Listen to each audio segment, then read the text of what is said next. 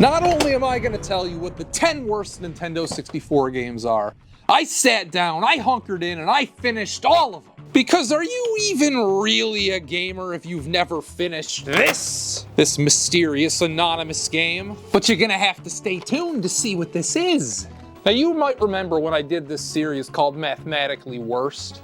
In an effort to not repeat the same crap over and over again, we are doing one better today. Now, I've always believed that in order to appreciate the best, you need to experience the worst. Now, the Nintendo 64 has some of the greatest video games of all time, but it also has some massive stanky bombs. Now, I got all up and personal with these stanky bombs, so let's see what the games are, if they're really that bad. Will this all drive me to madness? First up, the number 10 worst Nintendo 64 game is Blues Brothers 2000. As if the Super Nintendo game wasn't strange enough, Blues Brothers 2000 has to be one of the most unlikely and unnecessary intellectual properties to ever have a video game. It was made by Titus. You know that's not the last we're seeing of them. In November of 2000, which is fitting because when else would Blues Brothers 2000 have been released? The movie, believe it or not, is from February 1998, 2.5 years before this game. Why? Who thought it was a good idea to base a 3D Banjo-Kazooie-esque collectathon platformer on a failed, not well-received movie from over 2 years ago? That would be like releasing a top-down roguelike on Switch 2 now, based on Indiana Jones and the Dial of Destiny. What a horrible idea. Not even in hindsight. In 2000, who wanted to be reminded of this? A Nintendo 64 exclusive collectathon platformer based on Blues Brothers 2000. This shouldn't exist. It doesn't sound real, yet here it is. And I was shocked at how not shitty it was. It is, but also not. Obviously, this was a budget release and contains all of that cheap game stank. This stock annoying boing sound effect playing every time you jump, for example. I got stuck in a tree at one point. And one of the stranger quirks, this was consistent. Sometimes the next area just doesn't load. I'll walk into a doorway or an open area, and then nothing happens when it's supposed to, forcing me to walk out and then back in again, hoping to trigger the transition.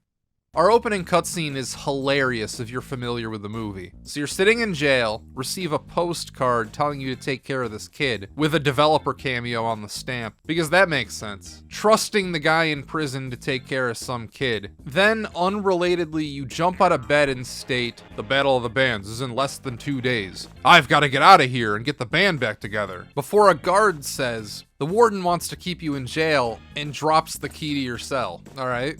This is sort of a problem with the movie too, in that its elements are disjointed and make no sense together. But they really don't here because everything is dropped on you all at once. So, our objective is to break out of jail, find some kid, get the band back together, and win this battle of the bands? All at once? It's actually to jump around various locations, collect MacGuffins, and get to the end of the stage, but I guess that doesn't make for as interesting an exposition dump. I find it cute, as unrelated as this game is to the movie, when they actually try to work in elements from it. There's only 4 stages, but each is distinct, not just graphically different either. There's a separate kind of design ethos at play with each of them. The jail has one central room with a whole bunch of different small, self-contained challenges splintering off from that. Then after doing all those, a boss fight against the warden, then a prison escape sequence. Chicago, which are segmented street areas one after another. It's more straightforward platforming than the combat and then later stealth elements of the jail level. My favorite part of this stage is the town square where cars are driving around in a giant circle or square, continuously honking at each other. These are supposed to be city streets, but they work on Frogger logic where nobody ever stops or slows down. Then the graveyard. I watched Blues Brothers 2000 while playing this just so I could complain about there not being a graveyard, but for one throwaway scene that lasts like 30 seconds, doesn't tie into anything else, and easily could have been removed without missing anything, there is a graveyard, and they get shot at. In fact, there's more of a graveyard in the movie than there is a jail, because that starts with Elwood, our protagonist, already being released. We never actually see him in jail, which is a quarter of this game. Some Crash Bandicoot elements snuck their way in. Killer rumor weed looking plants, a prolonged chase where you're running towards the camera away from a giant alligator. The entire second half of the graveyard, just look at it. It's a Crash stage. Naughty Dog could sue. And finally, our fourth level is the Swamp, which is surprisingly where half of the movie takes place. Home of the slow barrel platforming, which sucks. And is also inconsistent because in some parts of the stage you're allowed to swim. In fact, you have to swim, it's required. But then in others, like here with the barrel platforms, it's instant death. And I actually discovered that I can swim in some parts by accident, because why would I try if it's death everywhere else on the stage?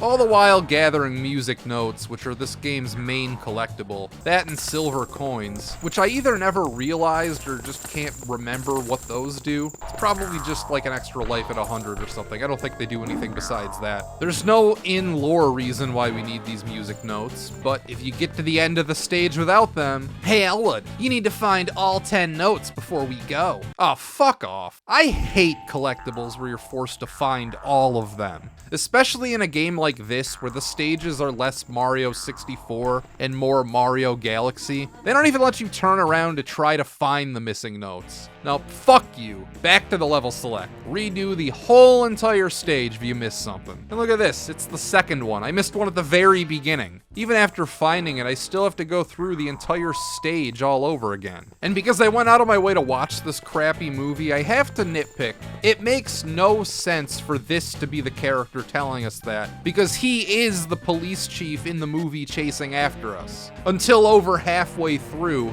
or when they're in the swamp, is when he sees the light and joins their band. At this point in the story, they're not supposed to be friends yet.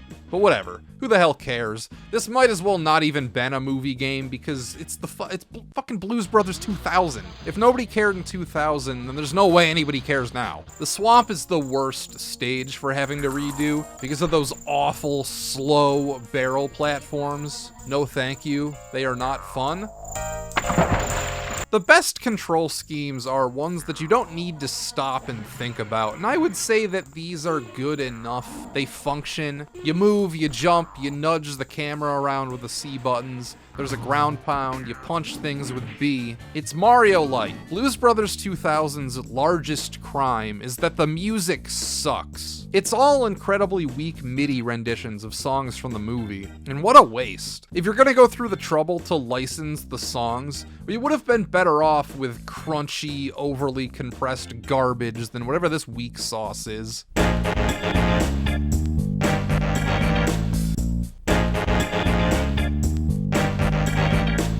Ugh.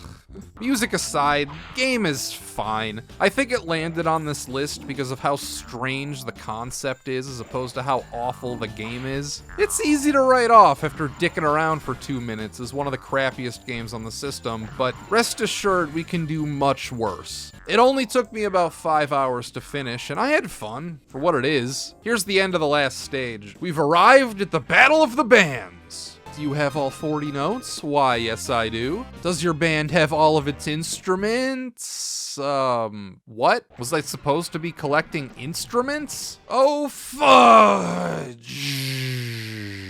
Damn it, I had no idea. Turns out I only missed one though, a microphone in the final stage. But it means I need to do those fucking barrels again to find it, which is less than ideal. Oh, I almost forgot about these Balan Wonderworld dance-off things. I don't know why they're here, aside from making this resemble the movie a little bit more. They're extraordinarily awkward because they try to be rhythm minigames, yet the music is not synced to your dance routine at all.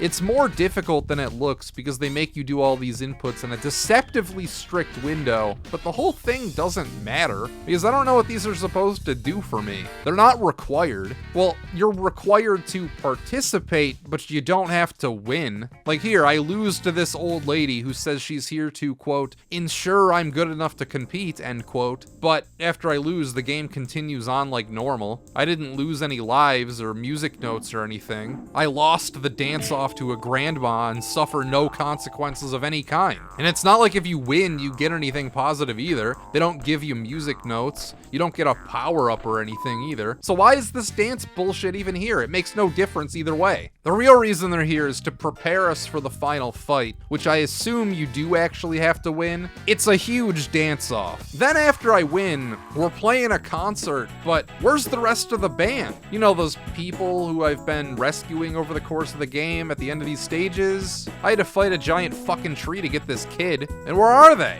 You know, get the band back together. I had to replay the final stage to find our instruments. Where'd they go? I thought that was the whole point of the game. After all that struggle, I'm jamming out with Mr. Bones, life-sized Woody, Bear Hugger from Punch-Out, and Aunt Jemima. Alright? There's no credits, no the end, no I won. It just sends us back to the title screen with no fanfare. You know, call me crazy, but I enjoyed this. It was fine. It ended before I was sick of it, which is always a good thing. Now sure, I had to replay a couple of stages because I missed a collectible here or there, which was a little annoying, but it wasn't the end of the world because the game is so short, it didn't matter. It wasn't too difficult, but it also wasn't a cakewalk either. It was an adequate challenge, I would say. I game overed a few times, but I don't know, I think this might have been a good composer away. Like, if this had some awesome renditions of those songs, I think this might have been a hashtag hidden gem. I know, call me crazy. It's obviously like a stanky little game, but it's a stanky little game I had fun playing through. So, Blues Brothers 2000, it's not that bad, but the next game though, man. Hold on to your socks because the next one is something fucking special. Earthworm Jim 3D is special because normally when a game sucks, it's because the people who made it were incompetent, or they ran out of time, or those pesky publishers got in the way of the developers' plans. But not here. You see, incompetence is accidental. This was deliberate. Earthworm Jim 3D is an evil, mean-spirited cur. Every decision it made was designed to make nay, your life worse. It is a thief of joy, devoid of empathy or compassion. It doesn't misunderstand fun, it rejects it. If Hitler had a favorite video game, it would be this. Boredom is temporary, rage passes with time, but the atrocities Earthworm Jim 3D commits will serve as an eternal reminder that life is suffering. I absolutely loathe this game. I hated it. I hated every second playing it. It might have been one of the most painful playthroughs I have done for this channel, and I've reviewed hundreds of games. I've reviewed hundreds of crappy games.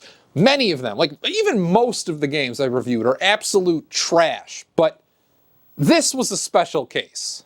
It highlights the difference between dicking around and seriously committing to finishing something, because normally, once you realize something sucks, you stop playing. This is a world with infinite choices. Nobody's forcing you to play Earthworm Jim 3D, but I'm forcing myself. And it was borderline traumatizing. People like to make videos about how this or that game cured their depression. Has there ever been the opposite? A this game gave me depression video? Oh, not really, but fuck me, man. But let's dial this down a little bit. De-escalate, take a deep breath, and start from the beginning. The premise is a cow has fallen on top of Jim. It's kind of his thing. But this time he's in a coma, and the entire game takes place inside of his mind. It's a 3D platformer, not unlike the game I just talked about, but bigger, with clearly more money, time, and resources put into it. Notice I didn't say better, if I didn't make that clear already. And from a 1,000-foot view, it's an interesting premise. There are 4 worlds with multiple different stages within those worlds, each themed around different aspects of Jim's psyche. Memory, which contains Jim's time spent serving in the Great Chicken and Cow Wars, like his own personal Vietnam. Happiness, which is all about food. Not sure I'm feeling the worm theme with this one. Don't they just kind of suck bacteria or crumbs or something? But here we're messing with giant cheeseburgers wearing sunglasses. Jim ain't fitting that past his larynx. Fear, which is like a stereotypical haunted mansion, also has giant books we're platforming around, so Jim is afraid of knowledge. And fantasy, which is mostly about shooting old women. That's not even really a joke, it's what you do in those levels. So that's fun, right? A 3D platformer which also serves into a comedic look into the depths of your mind. Well, everyone sucked off Psychonauts a few years later, so I don't know, maybe it wasn't that bad of an idea. I mean, it couldn't have been, right? Everybody loved that one. Earthworm Jim in concept. He's supposed to be a cartoon. Obviously he's a video game, but his zany antics are sold by its cartoon-styled animation. That's what made the original games appealing, right? Look at his Sega logo screen. Now that's a goofy little guy. And here, bungee jumping, look at this determination on his face. A dangerous adrenaline-filled situation, but Jim is calm, he's in control, he's chill about it. Then at the bottom, he kind of straightens out and stretches, and look, notice the slight bit of concern creeping on his face. This is good shit! Earthworm Jim is a game carried by its animations. And you know what doesn't come across nearly as well in 3D? This exact style of Looney Tunes-esque animation. Interactions, which sounded great in a pitch meeting and probably would have worked had this been 2D, feel flat when they happen in game. I know, ironically, the third dimension results in Earthworm Jim's animation feeling more flat. For example, here's a fat Elvis bouncing up and down during an escort mission. It's actually like that part where you gotta escort your dog in the original Earthworm Jim. And Elvis looks fine, I suppose, but his energy doesn't exactly pop off the screen. If this were in 2D, he'd probably be comically exaggerated obese instead of just a little chubby. Here we can't even see his face unless we try to strafe around him, but that kind of defeats the point. It's hard to play the level and look at him at the same time. So we're stuck looking at his giant ass. Except it's not. It's like a modest-sized ass. Come on, Earthworm Jim 3D. Either do the fat Elvis bit or don't. This should have been jiggling around. Thank you very much. Come on. Camera doesn't help either. Most of the time you're not looking out at the stage or at these wacky characters of interest. You're looking at Jim and a wall. They're still clearly aiming for the whole cartoon thing. Homie? Yeah, that's him. Homer Simpson himself lended his talents to Earthworm Jim 3D. It's a sequel which is more anchored down by its past entries than it is lifted up. The stars in this game, like the Mario 64 star equivalents, are disembodied golden cow udders. Why? It doesn't fit in thematically with this cerebral look inside of Jim's mind, yet we're collecting cow udders. What, your brain's not full of cow udders? We're doing this, I presume, because cow launched. The first thing you do in the first game is use a refrigerator to launch a cow into space, which then, at the very end, lands on you. As a gag, the whole thing comes full circle, you know, it's a funny joke. So now we have cow udders as the main collectible. And it's more strange than it is funny. Yeah! Our coins are marbles. Like, lost your marbles, the expression. Jim lost his marbles. Except he kind of didn't, because the whole game takes place inside of your brain, and all of the marbles are still in there, so it's not like they're lost, they're still there. And I know it's easy to explain a joke, then claim it's not funny because you just explained it, which is what ruins the joke. But do you think this is a funny gag? Collecting marbles because Jim lost his marbles? Silly, maybe. I'll grant you light silliness, but funny? I don't think so. He also yells, "Brain!" a lot. Brain! That's Jim's catchphrase now. Hope you like it. Because he says it roughly once a minute, and then they play off it, because sometimes when he gets damaged, he yells, "Pain! Pain!" Because they rhyme. It's funny because, you see, normally he says brain, but this time he said pain. Hilarious. Not funny. Oh man, I've spoken 1,000 words now and I haven't even mentioned what the actual minute-to-minute game is like, and it's perfectly okay on the surface. It's acceptable. Doesn't pass the Mario test though, which is before Nintendo designed any levels for Mario 64, they made sure the character was fun to control. And he is. You don't even need to go into Peach's castle. There's an innate funness to just moving around. Jim is not like that. Hell, the Blues Brothers guy is more fun to navigate.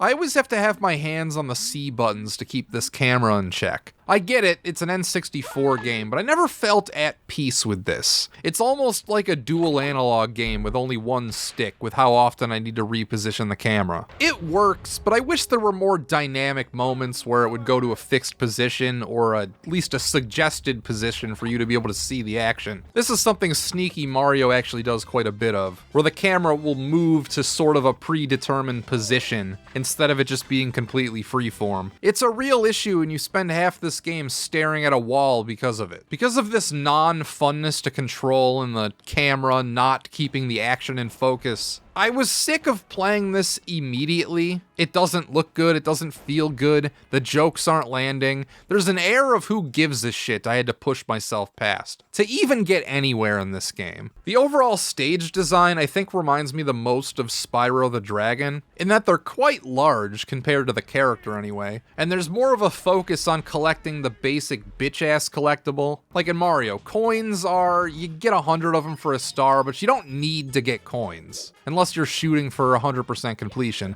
you can just ignore these. In Blues Brothers, the money was absolutely worthless. In Crash, the Wampa fruits don't do much for you. But the gems in Spyro, there's a counter. They keep track. They serve a purpose. They clearly want you to try to find all of them. And marbles in Earthworm Jim 3D are similar. There are exactly 100 in each stage, including bosses. Here, as you can see, I'm at 99, meaning I missed one somewhere. Who knows where? But at some point in this stage, I missed a solitary marble. I ain't going back to scour the entire level to find it, though it's not a big deal. I just won't get whatever the extra thing is you get when you find all the marbles on a stage. Whatever, it's fine, I can live without it. I'm not a completionist anyway. In Spyro, did you know that if you hold all the shoulder buttons, Sparks actually acts as a radar for missing gems? But there's nothing like that here. You miss a marble, you're on your own trying to find it. And you also need to individually, carefully steer yourself into the marbles. There's no dragonfly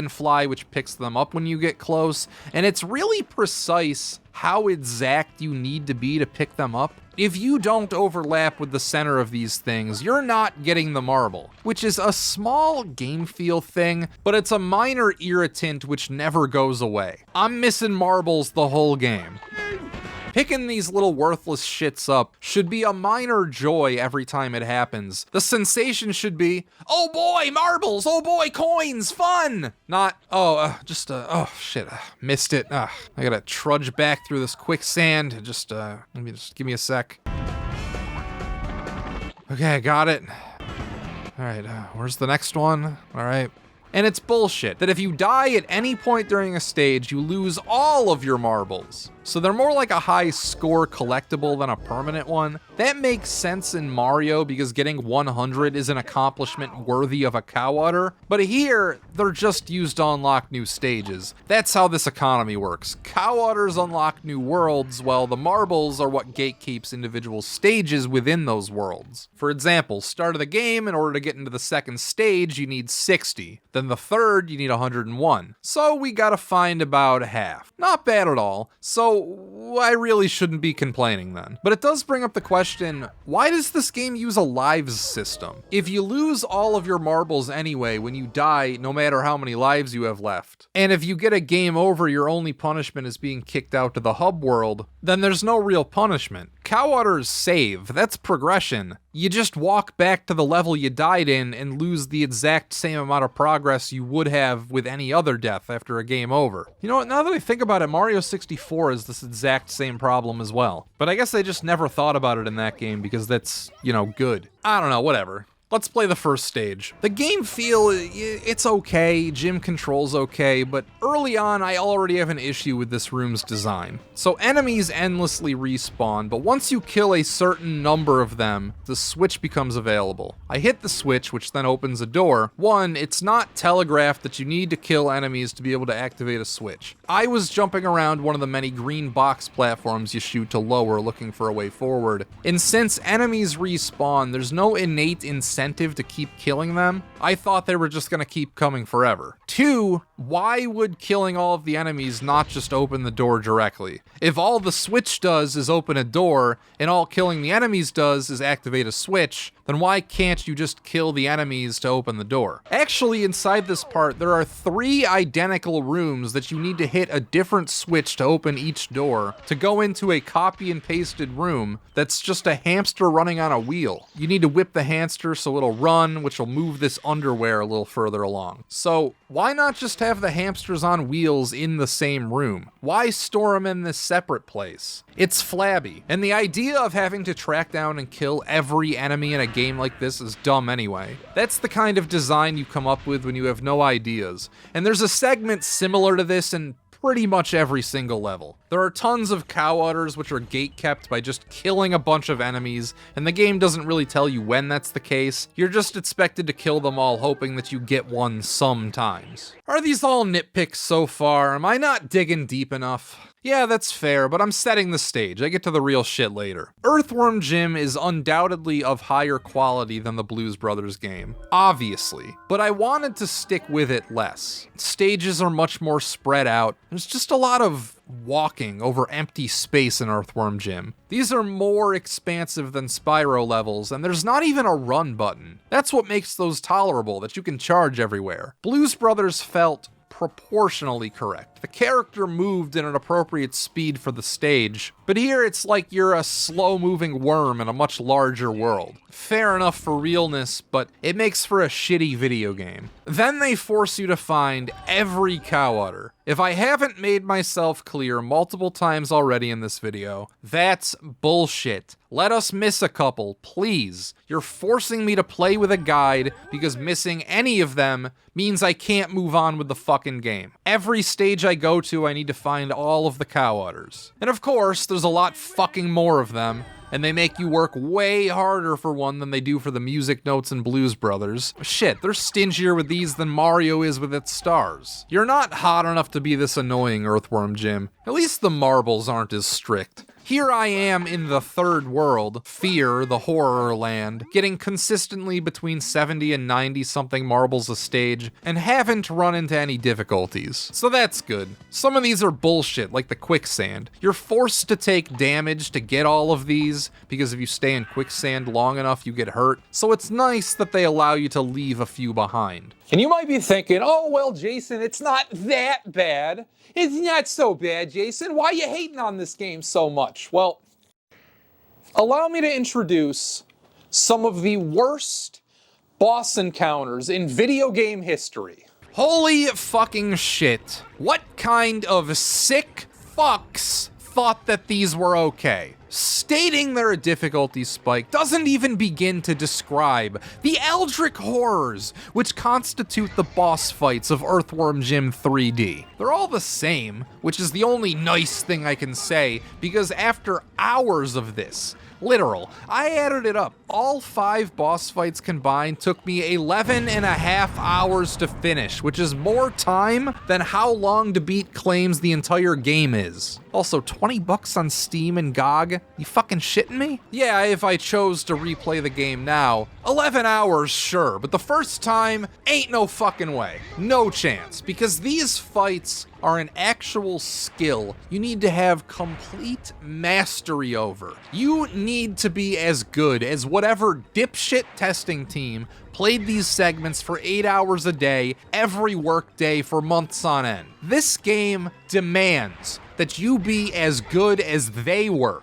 We're riding on a pig, which controls exactly like the shell in Mario 64, something most players only do once or twice, then skirt around the stage for a few seconds, try to grab a coin, miss, fall into the quicksand, and never think about it ever again. Earthworm Jim 3D thought it would be fun to design an entire third of its game around this mechanic. There are 100 marbles, like in every other stage, only here, there's another person trying to pick them up at the same time as you. And I think this is where the disconnect happened. The dev team, the testing team, whoever internally, when they were making this game, they grossly underestimated how goddamned difficult it is for the average person to pick up these marbles. I had trouble with them on the ground when I had full 360-degree control over my movements. This pig bullshit turns grabbing a marble, one lone marble, into an exercise of white-hot rage, followed by prolonged misery and sadness. Only our goal is not to collect one marble, now is it? It's not even to acquire more than your opponent. It's to get fucking all 100 of them. Why? That's a fucking psychopath's errand. All of them? We can shoot missiles at our opponent to get them to drop some, but they shoot at you too. And for them, they don't have to get all 100 marbles. They just have to drain your health down to 0, which takes about 5 shots. Sometimes less, depending on who you're fighting. And these are homing missiles too. They don't fucking miss. You gotta jump over them. And the timing's not too difficult when you're expecting these, but most of the time, I can't see what the fuck is going on. The camera is as shitty as it is in the rest of the game, so normally I'm facing a fucking wall just trying to awkwardly spin around to collect a marble that I missed, then you drop a fucking shit ton of marbles when it happens too. This one asshole teleports randomly around the map. Yeah, he literally teleports behind you, then shoots you in the back.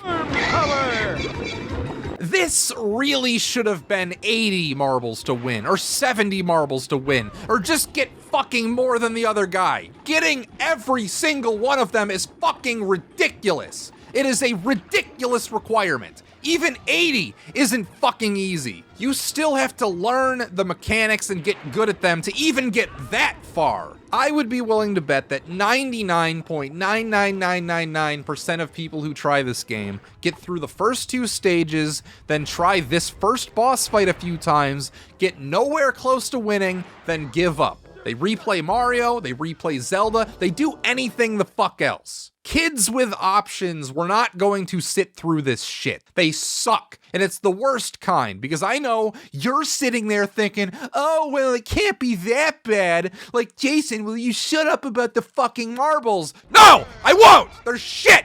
The whole lot of them. They're a bad joke. Their place inside of the game's economy sucks. I shouldn't have to get every single one of them to defeat the bosses. It sucks. Jim shouldn't be riding a pig during these, because the increase in speed comes nowhere close to making up for our decreased lateral mobility. They're the fucking worst. The boss fights in Earthworm Jim 3D bring this from a bad but tolerable experience to one of the most infuriating things I've ever put myself through on this channel. If you remember one thing from this entire video, let it be that the boss fights in Earthworm Jim 3D are crimes against all of video gamedom, and the people responsible should be ashamed.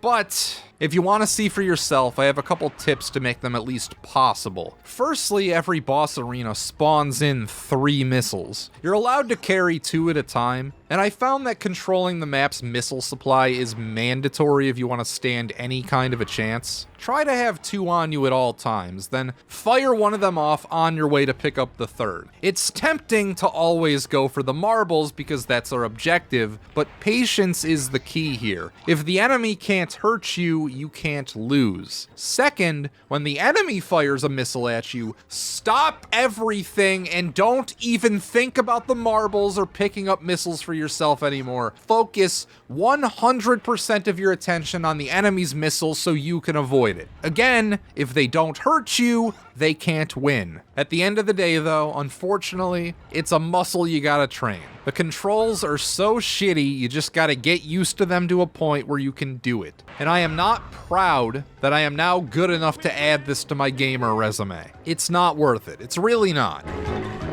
You are my The thing with Earthworm Jim 3D is it doesn't smell that bad immediately. Jim controls fine, and it does at least try to keep some of that wackiness from the earlier games. This doesn't feel like a low-budget, shitted-out piece of garbage. If nothing else, it feels like this could be a finished product. Which is the worst part, because most of the time when a game sucks, it's because it was a little underbaked, but I didn't get that sense here. Yes, I know the development story about how most of the stuff they showed in previews didn't actually make it into the final game. And if you don't know, this is a fun piece of trivia. Here's the back of the box, where we can see screenshots of some kind of lava stage, Jim riding on a rocket, a 2D looking section with floating platforms, a disco dance floor, and some kind of sky Roman Greek level. What if I told you none of this shit is actually in the game? Yeah, well, actually, I'd be lying, because the disco dance part is, but none of the other screenshots are, and that's hilarious. It's because apparently during development at some point they tore down and rebuilt basically the whole thing from scratch, so a lot of the planned shit, which was in the previous build, didn't actually make it in. Cool story, but if I didn't already know that, I would not have gotten that sense. Game feels fully formed to me. It just sucks. The original Earthworm Jim creators sold the rights to Interplay, who didn't make a sequel because they had good ideas, but because, hey, those 3D platformers seem to be doing pretty good. Let's do that. Then they borrowed game design elements from what was popular and superficial iconography from the previous games in the series without actually considering what would work well together. It's not as obviously awful as something like Bubsy 3D, where you know the second the actual game starts, it's a giant piece of shit. You don't know the shit you're in for until you're already swimming in it here. The further I got into Earthworm Jim 3D, the less I liked it, which is exceedingly rare. Normally, even with some of the crappiest games I've reviewed, you reach a point where you get kind of used to it and warm up slightly to the game, at least to a tolerable level. But Earthworm Jim 3D just bred contempt. When it wasn't annoying, it was boring. Whenever I was starting to maybe get into it, in comes another boss to ruin my entire day. And buried within, there are elements I do enjoy. Every stage has its own pet weapon, which are used in interesting and creative ways. Some of them are annoying, like this banana bomb, but all in all, I'd say these are a net positive and they're fun. And even if it is subdued compared to the first two games, some of that cartoony energy is still here. The big joke is everybody getting crushed by a fridge. You free a bird from jail, a jailbird, but he gets crushed by a fridge. This pickle is trapped by these pipes, which you spend an entire stage hitting switches to set it free, is then smashed by a fridge. This cool mouse, fridge. Merciful mungbeans! It's like nothing you do matters. Life is futile and meaningless because we're all gonna die anyway. You have to have a very high IQ to understand Earthworm Jim 3D. The humor is extremely subtle. Without a solid grasp of nihilistic ethics, the jokes just go over most players' heads. It's deeply woven throughout Jim's personal philosophy, draws heavily from the works of Miyamoto and Nintendian literature. I'm smirking right now imagining those poor-witted simpletons scratching their heads in confusion as Elvis is turned into a giant cheeseburger. What fools. How I pity them. You know, maybe this game's not so bad after all, because I've finished every stage, collected all of the cow udders, except for the final ones you get for defeating the World 4 boss, of course, so I can see the end. We're almost there. Just 2 more of those abhorrent pig surfing stages, then that's it. Those suck, but I'm kinda getting good at them. That I never need to think about Earthworm Jim 3D ever again. What's this? Until you're as clever as you'll ever be, this door will not open. Go find 250 more marbles. Excuse me? That's all of them. That's every marble I don't have. So let me spell this out if you're like half paying attention, half watching this video. The game allows you to get all the way here, all the way to the end, picking up 80-ish% of the marbles, and now that I'm here, now that I'm knocking on the door at the end of the game, they expect me to have all of them! No! I'm already having a wretched experience getting through this game. Then to get to the end, only for the game to kick me square in the nuts, telling me that I need to go back and replay the entire fucking game all over again, only this time, do it with the fucking long play next to you so you can follow their exact path, so you don't miss any fucking marbles. Why?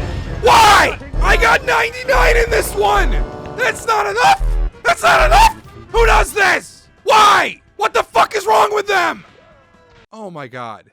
This isn't just poor planning. This isn't they over-tested, and as a result, the boss fights came out too fucking hard. This was malicious. This was evil. They didn't have to make you get every fucking marble! And they don't for most of the game. They don't! And then they do! I am offended. I'm disgusted. I was talking myself down from the ledge when this happened to me. And if anybody who happened to be involved with evil, mean-spirited, wrathful joke of a fucking video game happened to be listening, fuck you. I won. So the game ends with you battling a goldfish, which is nowhere near as difficult as the guy who teleports. Then the final boss, against your feminine side, named Earthworm Kim. Yeah, the final gag is a guy in drag joke, but it's not even a guy, it's a worm. What's the difference between a male and a female worm? That's not the setup to a joke, that's just like what, they look the fucking same. This is the toughest fight in the game because she acts like the guy in Dragon Ball Z who swaps bodies with Goku and then beats the shit out of himself. That's what Earthworm Kim does to you. You swap bodies, then while you're in hers and she's in yours, she inflicts harm upon it. You just jettison your marbles. It sucks. But at this point, I had been through so much that it didn't even faze me. This fight is bullshit, but at this point, I was so fucking good at these, it only took me a few attempts. Win, win, win. Then the game ends, finally, with our path out of Jim's head open, so we take our final steps towards freedom. Get smashed by a fridge.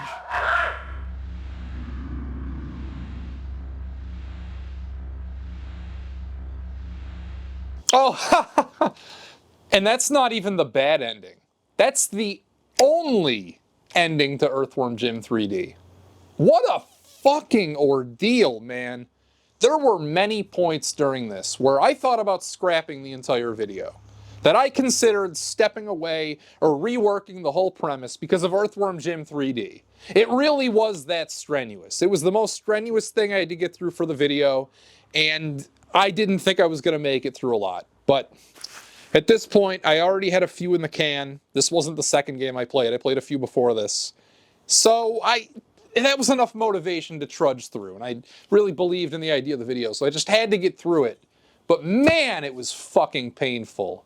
Having to play through basically the whole game twice was, like, what a sucker punch. Like, fucking right to the gut, right to the nuts. Just the game just coming up and just kicking you stone cold like that. Horrible. Why would they do that? Like, why would they do that? It's such a fuck up, man. Like, you think Earthworm Jim 3D would be worth putting a little more care into, right? Like, you had an IP that, I don't know if it was hot at the time, but it was at least something. It was at least something. If this game were good, like, they could have kept it going, but no, it killed Earthworm Jim forever. We never got another one, except for, like, shitty ports to the Game Boy Advance or stuff, or, like, fake games for the Amico. That's it. That's all we got after this. This Earthworm Jim 3D killed everything. This is, like, the lowest possible recommendation. This, like, 0 out of 10. Absolute shit. Offers nothing to nobody. Just horrendous game. It's boring, and worse than that, it's annoying. It's the worst of both worlds. It's fucking terrible. Power Rangers Lightspeed Rescue missed the boat further than Blues Brothers because who the heck cared about Power Rangers still in 2000? Actually, don't answer that. I don't care. First impressions are, this is what this is? What's with this run? Like, what are we doing? Aren't the Power Rangers supposed to be, I don't know, cool? Or at least ostensibly cool? And the game is just running around cleaning up goo? This is what we're doing here? Like, do I even need to go any further? I will because it's funny, but just look at this. It's self-evident this sucks. I don't even need to explain. You watch 5 seconds of gameplay. And yeah, it sucks, clear and plainly. This is what the Power Rangers game on N64 is like. Is this the last Power Rangers game? Oh, it's not even close. Jesus Christ. They kept Power Rangers going a lot longer than I expected. Damn, there was even one in 2024? After cleaning up the goo, now we're in this kinda shmup. Oh, sorry, gag reflex. This sort of shmuppy stage where driving a fire truck. What am I supposed to be doing? Here I am! Help up!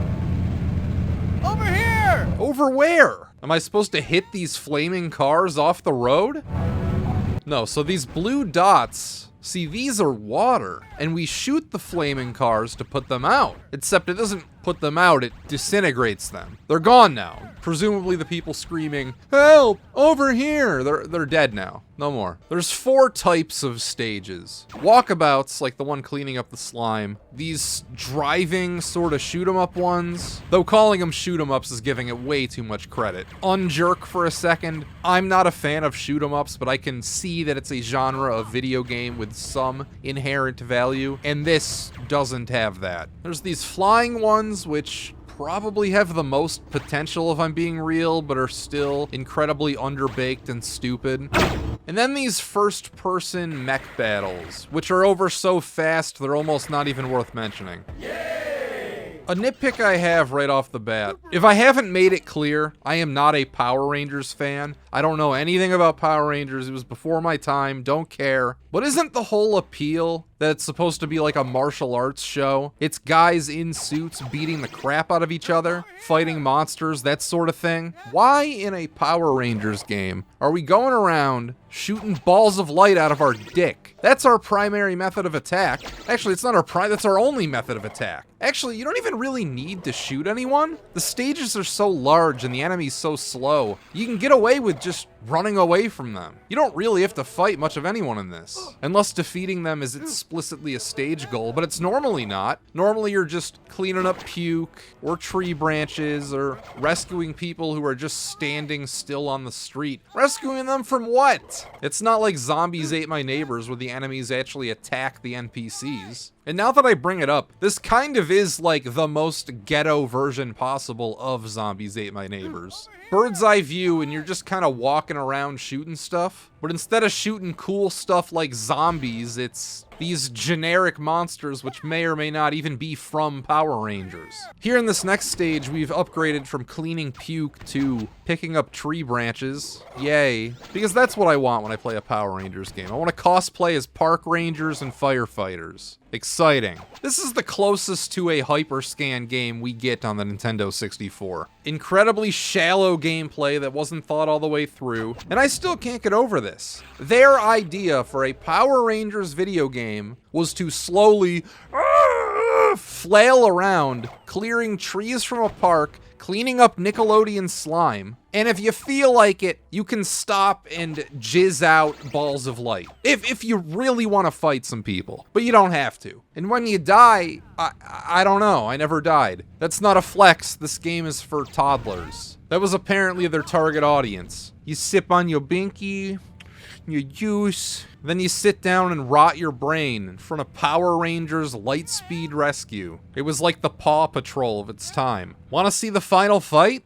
Okay, we gotta defeat the electronic trembler. Ooh, I'm so scared. All right, so I shoot him a few times. Oh, is he? Nope, okay, he's just invisible. All right, I win. Level complete, game complete. Good job, everyone. Another one down. This was the easiest game in this challenge, but it wasn't the shortest, believe it or not. The whole thing, blind, beginning to end, was about an hour and a half, only for the game to taunt you at the end. The Power Rangers are ready for more Lightspeed rescues. Oh, joy. Yeah, the game sucks, but I don't really care. Pound for pound, this has gotta be the worst game on the system. If there's a true objective rank, I gotta put this one at last place. But it's so bland and not interesting that who the hell cares? I don't even think Power Rangers fans care about this. Not just the game, but this era in general. And if the game is anything to go by, it's for toddlers anyway. So I'm allowed to judge you harshly if you're into it. All right. Power Rangers Lightspeed Rescue is a pathetic experience, but it's not a painful one. It's fine. You play this, you have a slightly below average time. It doesn't annoy you. You can kind of do it with like a third of your brain while your other 2/3 of your brain do something else. And then it leaves your mind entirely forever. You never think about this game again, and shit. Say whatever I want about Earthworm Jim 3D, but at least I'm gonna remember that game. I'm never gonna forget Earthworm Jim 3D. This? What was this again? The title's not on the screen. I already forgot what I was playing. Midway presents War Gods. All the other games on the list I understand, but with this one I really don't. First of all, I had never heard of it. Second, Midway presents War Gods. Midway made Mortal Kombat, and this is a shameless Mortal Kombat clone. To me, it's almost the same game, but with a different coat of paint over it. And just by being a slightly worse Mortal Kombat clone, saves War Gods from being one of the worst things I've ever played. Look at this jump kick. That's a Mortal Kombat jump kick. Actually, no, don't look at the jump kick. Look at the trips. This is the iconic Mortal Kombat trip. Even the terminology. Like, the fatalities are actually called fatalities in this. The controls are at least responsive. When I hit punch, they punch. When I hit kick, they kick. I had to look up how to do the special moves, but they seem to work alright. My expectations, though, are very low for fighting games. I played some crap on the 32X and on the Hyperscan, which are way worse than this. Kabuki Joe wins. War Gods seemed like a pretty decent game if I'm just calling it based on my latest experiences with those. Finishing it though was no walk in the park, at least it wasn't as easy as the Batman or Power Rangers games. Sci-Fi wins. I set it to very easy because... Hey, I never specified what difficulty I need to finish these games on. And even so, I still had a pretty difficult time.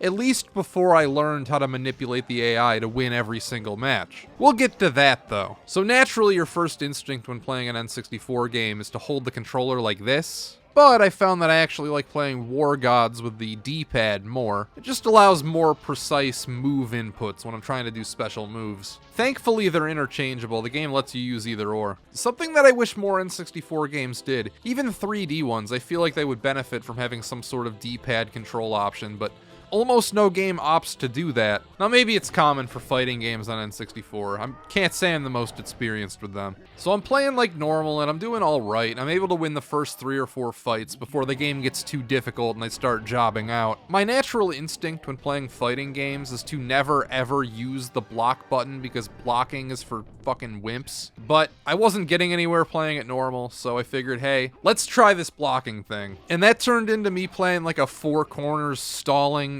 bitch ball offense for a while, where I would play as this Native American guy, continuously shoot fireballs and blow darts while the enemy would just camp out at the other end of the screen avoiding it. And when they charged up close, I would just block. My strategy was I only needed to have a little bit more health than my opponent, and if I just wasted enough time, then I would win. Auken wins. And this was actually surprisingly effective. It wasn't fun resorting to these tactics, but it was at least letting me advance in the game. And it worked until you get to the final 2 guys, who are about 100 times more difficult than any of the regular fighters. So I kept losing. But then I discovered that the throw is absolutely overpowered as fuck. And all you need to do to win any fight in this game is to run full speed up to your opponent, then throw him across the map. They never, ever defend this. The AI, at least on very easy, does not have the capabilities to do anything about this. They're trapped in an endless loop if you do it correctly. That is, up until the final 2 guys, who are legitimately very tough. The semi-final guy, the Goro equivalent of this game, is this dinosaur Shrek Bowser from Mario 64 looking guy. He's susceptible to jump kicks. That's kind of his weakness.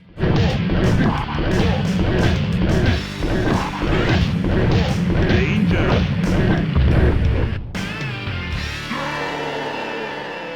Attack wins. Comeback victory. You can stun lock them with those. But the final fight, I'm looking for their names, but it doesn't say their name anywhere. It probably does in the manual or supplemental materials, but in the game, it doesn't actually say what this guy's name is. This guy, you just gotta beat him straight up. There's no AI exploit I found, and he's the one I ended up fighting by far the most. You only get to fight him a few times because then you run out of continues and need to do the whole game all over again, which was annoying, but eventually with enough attempts, I got him. My main man ended up being Tack, this stone golem looking guy whose throw is to spear them with your horn, chuck them behind you.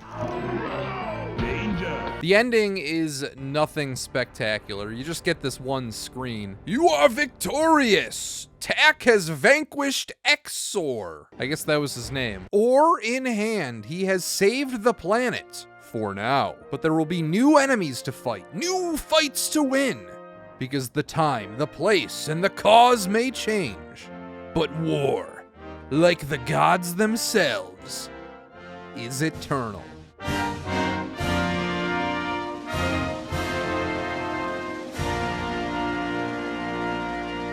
Now, I am too lazy and generally disinterested in war gods and fighting games to go look up what people are saying about this, but I'm kind of at a loss. I don't understand why this game made the list.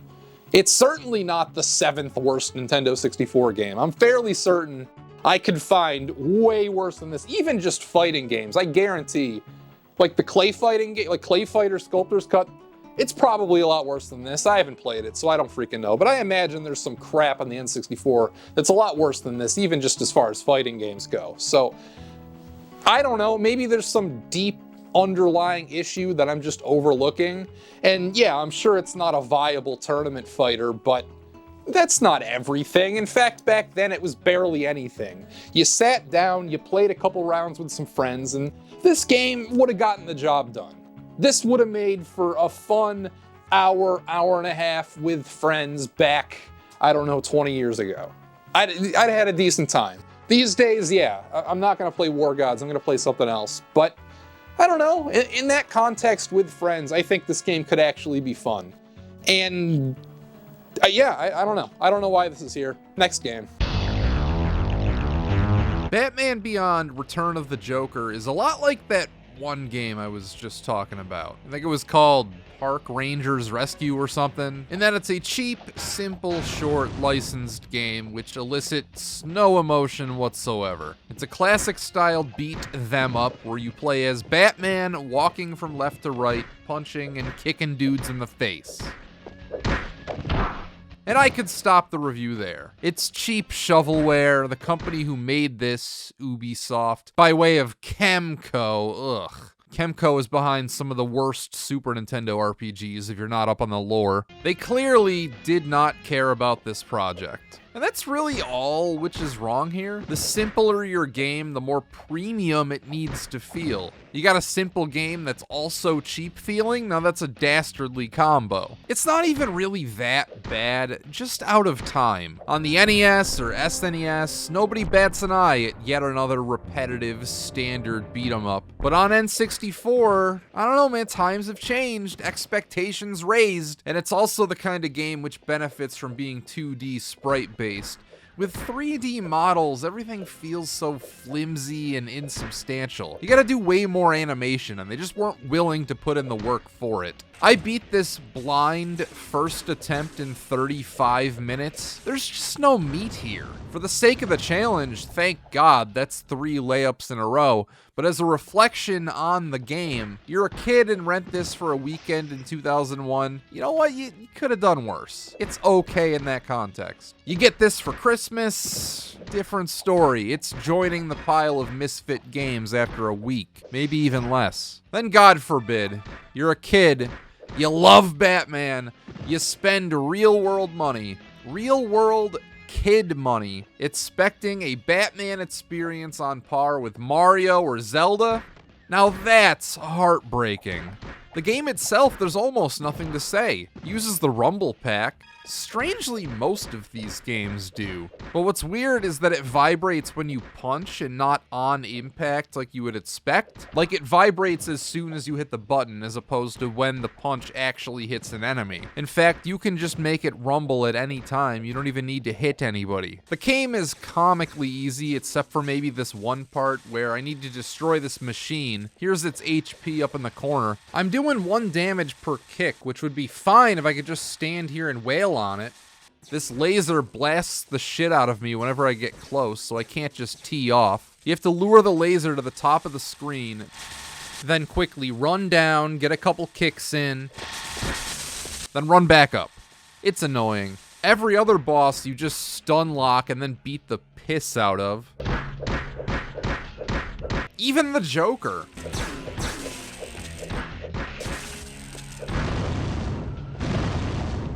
This is no Joker on NES, and this is not Batman Return of the Joker on NES either. Ironic, one of the most graphically impressive 8-bit games ever made, shares a name with this bare bones, cheap, ugly, nothing of an experience. The same music plays every cutscene, which is just a slideshow using still images that I imagine they sourced from the cartoon, including the ending. It's not being Batman that makes you worthwhile, Terry. It's the other way around. Never tell yourself anything different. Hello, Tim. Hi, old man. Batman Beyond Return of the Joker end. Wait, that's it? Did I skip something? What an awkward way to end the game. Oh, hi, Tim. Hi, old man. Okay, what was that? So that was Batman Beyond. Can't forget about the Beyond. Return of the Joker. Not Batman Return of the Joker, the NES game.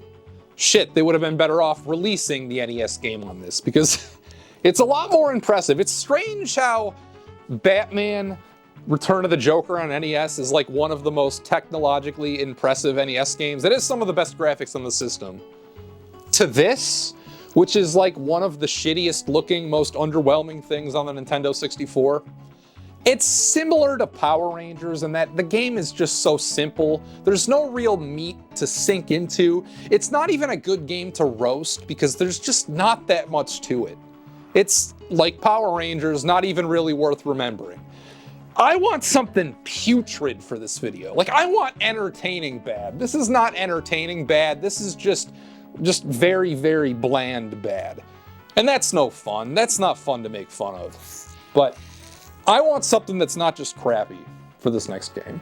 I want one that fails so spectacularly and so legendarily that still, to this day, it's considered and brought up all the time as one of the greatest flops in the entire history of video games. Ah, Daikatana. Oh, man. Anything but Daikatana. Oh, nasty. Oh. Which I still cannot spell. It's D-A-I-K-A-T-A-N-A. Daikatana. A game whose reputation precedes it. There's books about how misguided this was. John Carmack and John Romero founded id Software in the late 80s, made Wolfenstein, Doom, and Quake together, basically inventing then leading the early first-person shooter craze. There's some beef. Romero leaves to found his own studio, rents a penthouse office in the largest skyscraper in Texas, burns money for 4 years, passing through this turd. It comes out, everyone hates it, game is a huge bomb, his studio goes out of business, and a legend of the industry is never trusted to work on anything important ever again. Seriously, don't look at his gamography after Daikatana unless you want to be clinically depressed. It's only on 2 platforms, N64 and PC, which amazingly, technically the N64 version came out first by a month and a half, at least if Wikipedia is to be believed. So going down my list of games on the EverDrive, we have Dark Rift, Deadly Arts. Where the hell is Daikatana? I could have swore I had the complete ROM set on here. Alright, whatever, I'll just download it. Scroll down to D and, wait, it's not here either. What gives? Control F, D, I, A, K, frick, that's right, it's not how it's spelled. D-A-I-K... Oh, here it is. The full title is John Romero's Daikatana. You know what, actually? I'm not depressed about his gamography. Fuck that. This guy needed a humbling. You don't put your name in the title. Like, you're the only guy who made this? Really? A shrimp fried that rice? Did Romero even have anything to do with this N64 version? I'd be shocked. Then starting the game... Nope, we gotta get through this cutscene first. Let's see, there's a guy, we're playing with our sword, doing handstands. Some other guy knocks on the door. Centuries ago, Shogunate, Mishima, Ibriara.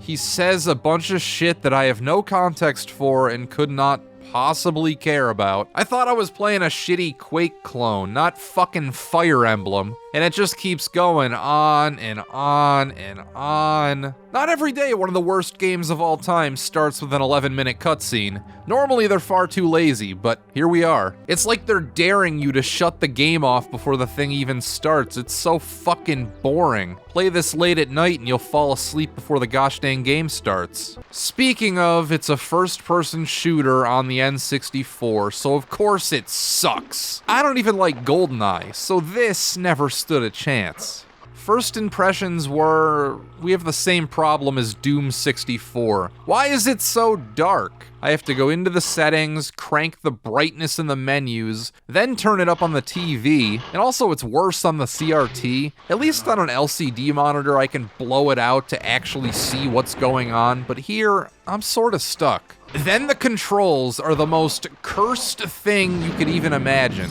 Get this. You move with the C buttons, then aim with the analog stick. Ooh, disgusting. Moving with your right hand, and it's actually not an uncommon control scheme on the N64. Believe it or not, there's a Duke Nukem game which does this. Turok also does, and probably some more I don't even know about. Then of course this. It's so unnatural, especially coming from anything modern. I suppose it's hard to fault the game for this because it's more of a platform limitation, and trying to get an FPS to work with only one analog stick is something nobody's ever really figured out. Thankfully, in this first stage, enemies are dying in one shot. Daikatana is a series of rooms where you're trying to figure out who's shooting you and from where, and that's the challenge. You walk out, you get shot, it doesn't do a lot of damage, so you circle around the room with the awkward controls trying to find whatever's shooting you. Then you carefully line it up, shoot them back. Fun. This first stage has a bunch of wall turrets, which you think would be nice because they're a stationary target, but you're not actually supposed to shoot the turrets. You're supposed to shoot these control boxes on the wall near them, and that's what makes them explode. The turrets themselves are impervious to damage, which is just confusing and off-putting if you're a beginner to the game. It's also extraordinarily generous with the enemy hurt boxes. As long as you're kind of close, it'll give you the shot, probably because they realize the controls are unwieldy and it's much more difficult than it should be to hit people. Modern games do this too. Whenever you play a shooter on console, there's always a bit of aim assist, but these have to be the most assisted shots I've ever seen. As long as you're firing in the general direction, you're good. And there's no headshots either. No matter where you hit the enemy, it all counts the same. Simplistic, but I'm thankful. Anything which makes this easier, I am in favor of. I was worried going in I wouldn't be able to finish this, more so than any other game, just because I'm ass at FPS games, especially these early 3D ones. But Daikatana's really not that difficult. There are unlimited continues and you can save after every stage, so even if it takes me 20 attempts, each time I finish a stage, that's progress banked. Daikatana is an adjustment. I remembered the crouching thing from that ancient JonTron video. You hit R and A to crouch, which is often required to sneak under stuff. Doesn't seem obvious, but it makes sense in the context of A being the catch-all action button. Whenever you need to hit a switch or talk to somebody or anything that's not shooting, you use A. Oh, and that's something different you might not expect. NPCs. Unlike in Doom, there's tons of them in almost every stage. Actually, this is almost a backdoor RPG. There's level ups, stat upgrades, tons of people to talk to, and 10-minute cutscenes, which aren't just exclusive to the opening. In between every single stage is a long-ass cutscene. I'm talking 5+ minutes on average. Whatever happened to video game stories being like porn? You know, expected but not important? Didn't John Romero say that? No, it was the other John, of course. Is this why they broke up? Romero wanted Quake 2 to be half visual novel? That's almost what this is at times. We're reading as often as we're shooting people. And you know what? If this game is actually going to try with its story, I'm going to try and pay attention. So here's a quick summary. It's the year 2455. Our name is Hero, because he's the hero, like in Snow Crash. And this old man tells you this 11-minute long story about feudal Japan and how they made this awesome sword called the Daikatana. But it was deemed too powerful to use, so they threw it into a volcano. This was in like the 1500s. Then fast forward to 2030, 4 years from real life now, but 400 years before the start of the game. This guy finds the sword and uses its power to take over the world. But this isn't the real timeline. He traveled back in time to do it, so the timeline we're in is the skewed one where this guy travels to the past, steals a sword, takes over the world with it. There's also some shit about a plague that I didn't really understand. So a bunch of people are dying of some plague too during all this. The guy at your door, his daughter was captured by the evil guy who traveled back in time to take over the world's corporation. Not him personally, but his corporation, which still exists 400 years later. She was trying to steal the sword. So the first few missions are spent rescuing her. Then along the way, you also make friends with this other big guy. Then by the end of the third stage, you have a party of 3, which is where the N64 and PC versions differ. This was a huge selling point for Daikatana originally, and that it was supposed to be a squad-based shooter. You and 2 AI-controlled, or I suppose human-controlled companions were supposed to play through the game together. Think Secret of Mana, only in an FPS. The N64 edition, however, is a solo adventure. There is no co-op of any kind, and these 2 only show up in the cutscenes. On PC, they're always with you, and apparently their AI sucks ass, so they're always getting themselves killed, which is one of the most common points of criticism of Daikatana, that you're forced to do the game co-op, then your buddies are incompetent. But that's entirely absent here. Even if it's the result of being unlimited hardware, stripping this element away probably makes the game better. I say probably because I've never played the PC Daikatana and I don't plan to. Reminds me how sometimes the home versions of arcade games actually ended up better than the arcades because simplifying made the whole thing cleaner. Turtles in Time, for example, which I bring up because these games have the exact same story. After rescuing our friends and stealing the Daikatana for ourselves, this guy teleports in, Mishima, who's the big bad guy who took over the world in the past, with another Daikatana. We prepare to duel, but then he says that if these 2 swords clash, then, quote, the world as we know it would cease to exist, which turns out to be a lie, because that's exactly how this game ends, but we don't know that yet, so we allow him to Turtles in Time us back to ancient Greece. Then we go through a bunch of wacky, okay, maybe not wacky, this story takes itself way too fucking seriously for it to be about a magic time-traveling sword. We go through mostly self-contained time-traveling adventures in Greece, the Middle Ages, the present day, near future 2030. Then after that, we duel Mishima, sword on sword, which is apparently okay to do now for some reason. Kill him, but then a twist! That girl we rescued all the way back at the start of the game, our friend through this whole adventure, then steals the Daikatana and stabs the big guy in the back. Literally. So the final boss is against our co-op buddy. It's also easy as shit because she only has a sword and we have guns. I didn't hate this plot. They spent way too much time and far too many words bloating and over-fluffing this, and the dialogue is a bit heavy-handed. This is San Francisco 2030. Everything sucks. Military in the streets. Yeah, I get it. Relevant commentary, military, industrial complex, yada yada yada. Good job, John. Maybe we should stick to shooting shit, which... You know, I almost can't believe I'm saying this, but once I got used to the controls, which took a long time to do, it took like half the game, but once I did, the darndest thing started to happen. I started having fun.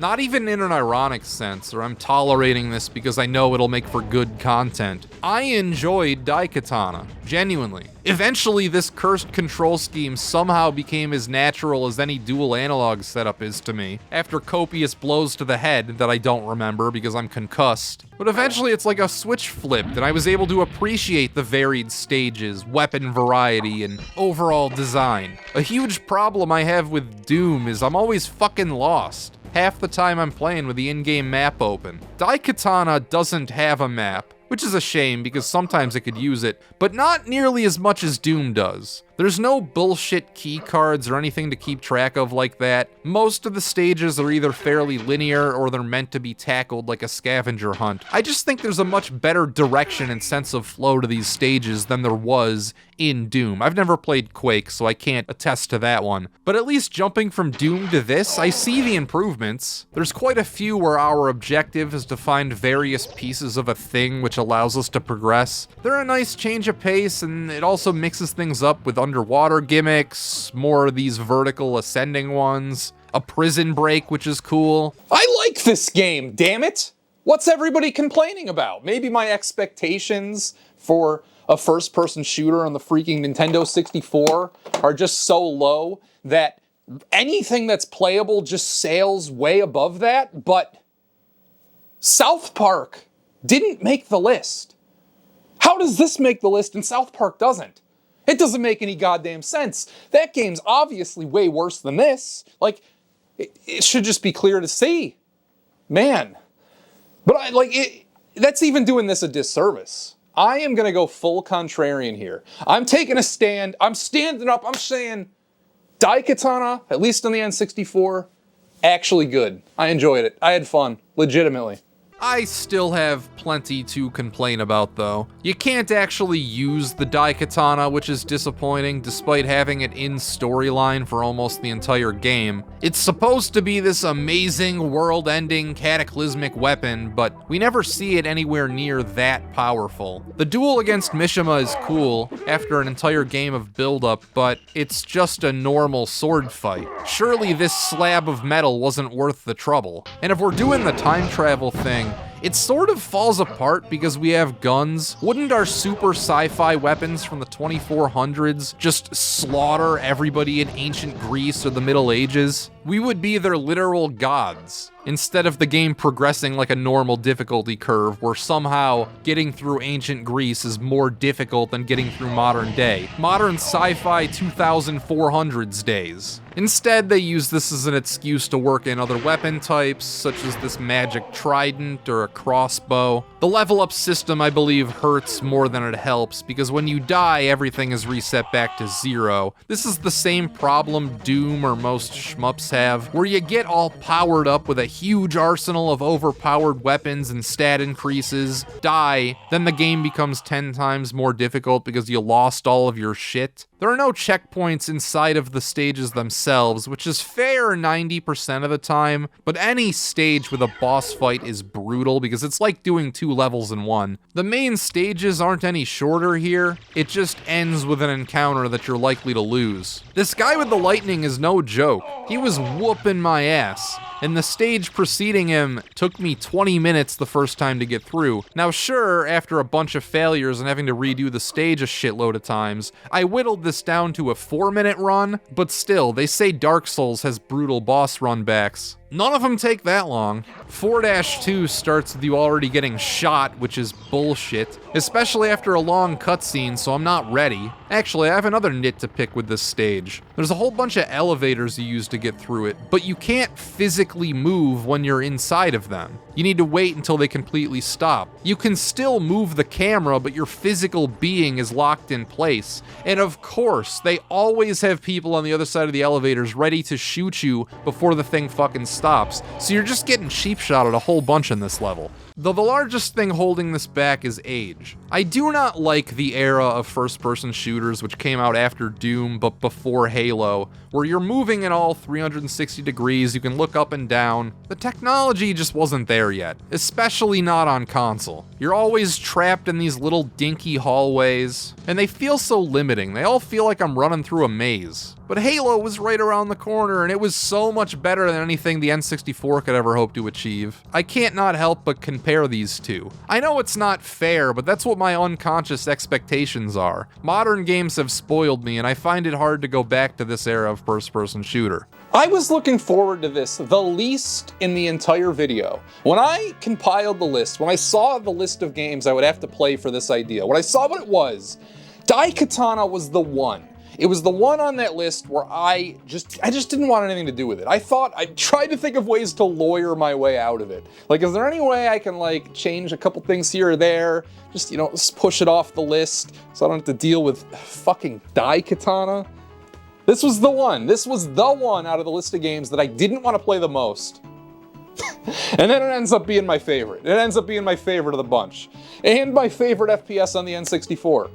It's also the only FPS on the N64 I've ever finished, so that's something. Maybe I would actually enjoy GoldenEye or Perfect Dark or whatever if I sat down and gave them a real chance.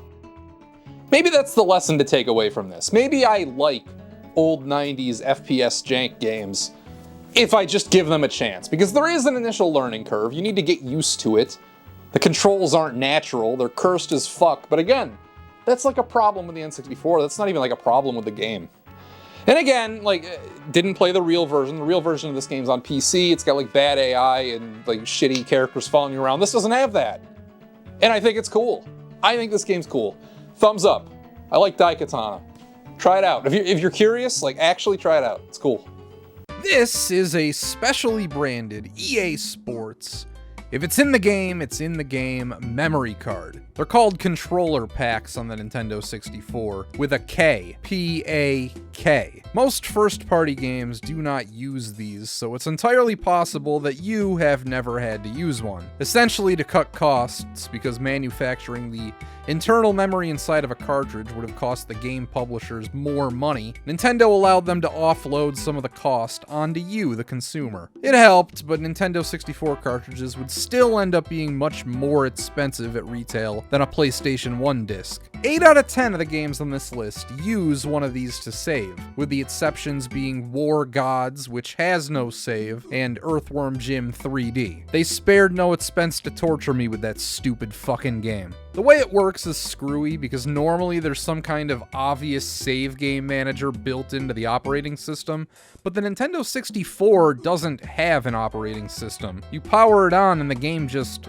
starts. So I kept saving, assuming that it either only holds one save or for one game at a time, and swapping to a new game would overwrite the past one's file, or maybe when it finally fills up, something will prompt me with some kind of option to delete or manage data, or maybe it would just delete the oldest save. What I didn't know, until after finishing all of the games for this video, was that if you hold down Start while powering the system on, it will actually bring you to a memory card management system. What's interesting is that it's different for every game because they had to be programmed by the developers themselves. There's no system-wide universal software. Here's a few games I happen to have. It doesn't work with anything which uses internal saves, so there's no Zelda or Mario 64 data management screen or anything. But if the game utilizes the controller pack, then it has one of these screens. And I think it's cool that Mario Kart 64, it uses a controller pack to save ghost data, contains this little secret screen that almost nobody has seen. I've never had to engage with the N64 memory card like this before attempting the project, so I figure there's a good chance you didn't know about this either.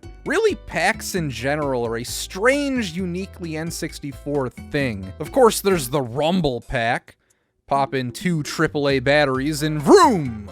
You get a pleasure stick for a controller, which Daikatana, Batman, and freaking Blues Brothers of all things use. But all of these also use the controller pack to save, so how does that work? It's not like a Dreamcast controller with 2 slots. You gotta keep switching them out, but you can't hot swap them, no. You have to wait until the game tells you it's okay to switch packs. There's also the transfer pack, which I swear is the most finicky piece of garbage in freaking human history. I had to shove a piece of paper into this thing in order to get it to work. Both of them, I have 2. I have to shove paper in the slot or else they're too loose and they won't work. These are used to transfer your Pokemon into Stadium, and infuriatingly does not play any other game. This could have just been another Super Game Boy, but nope.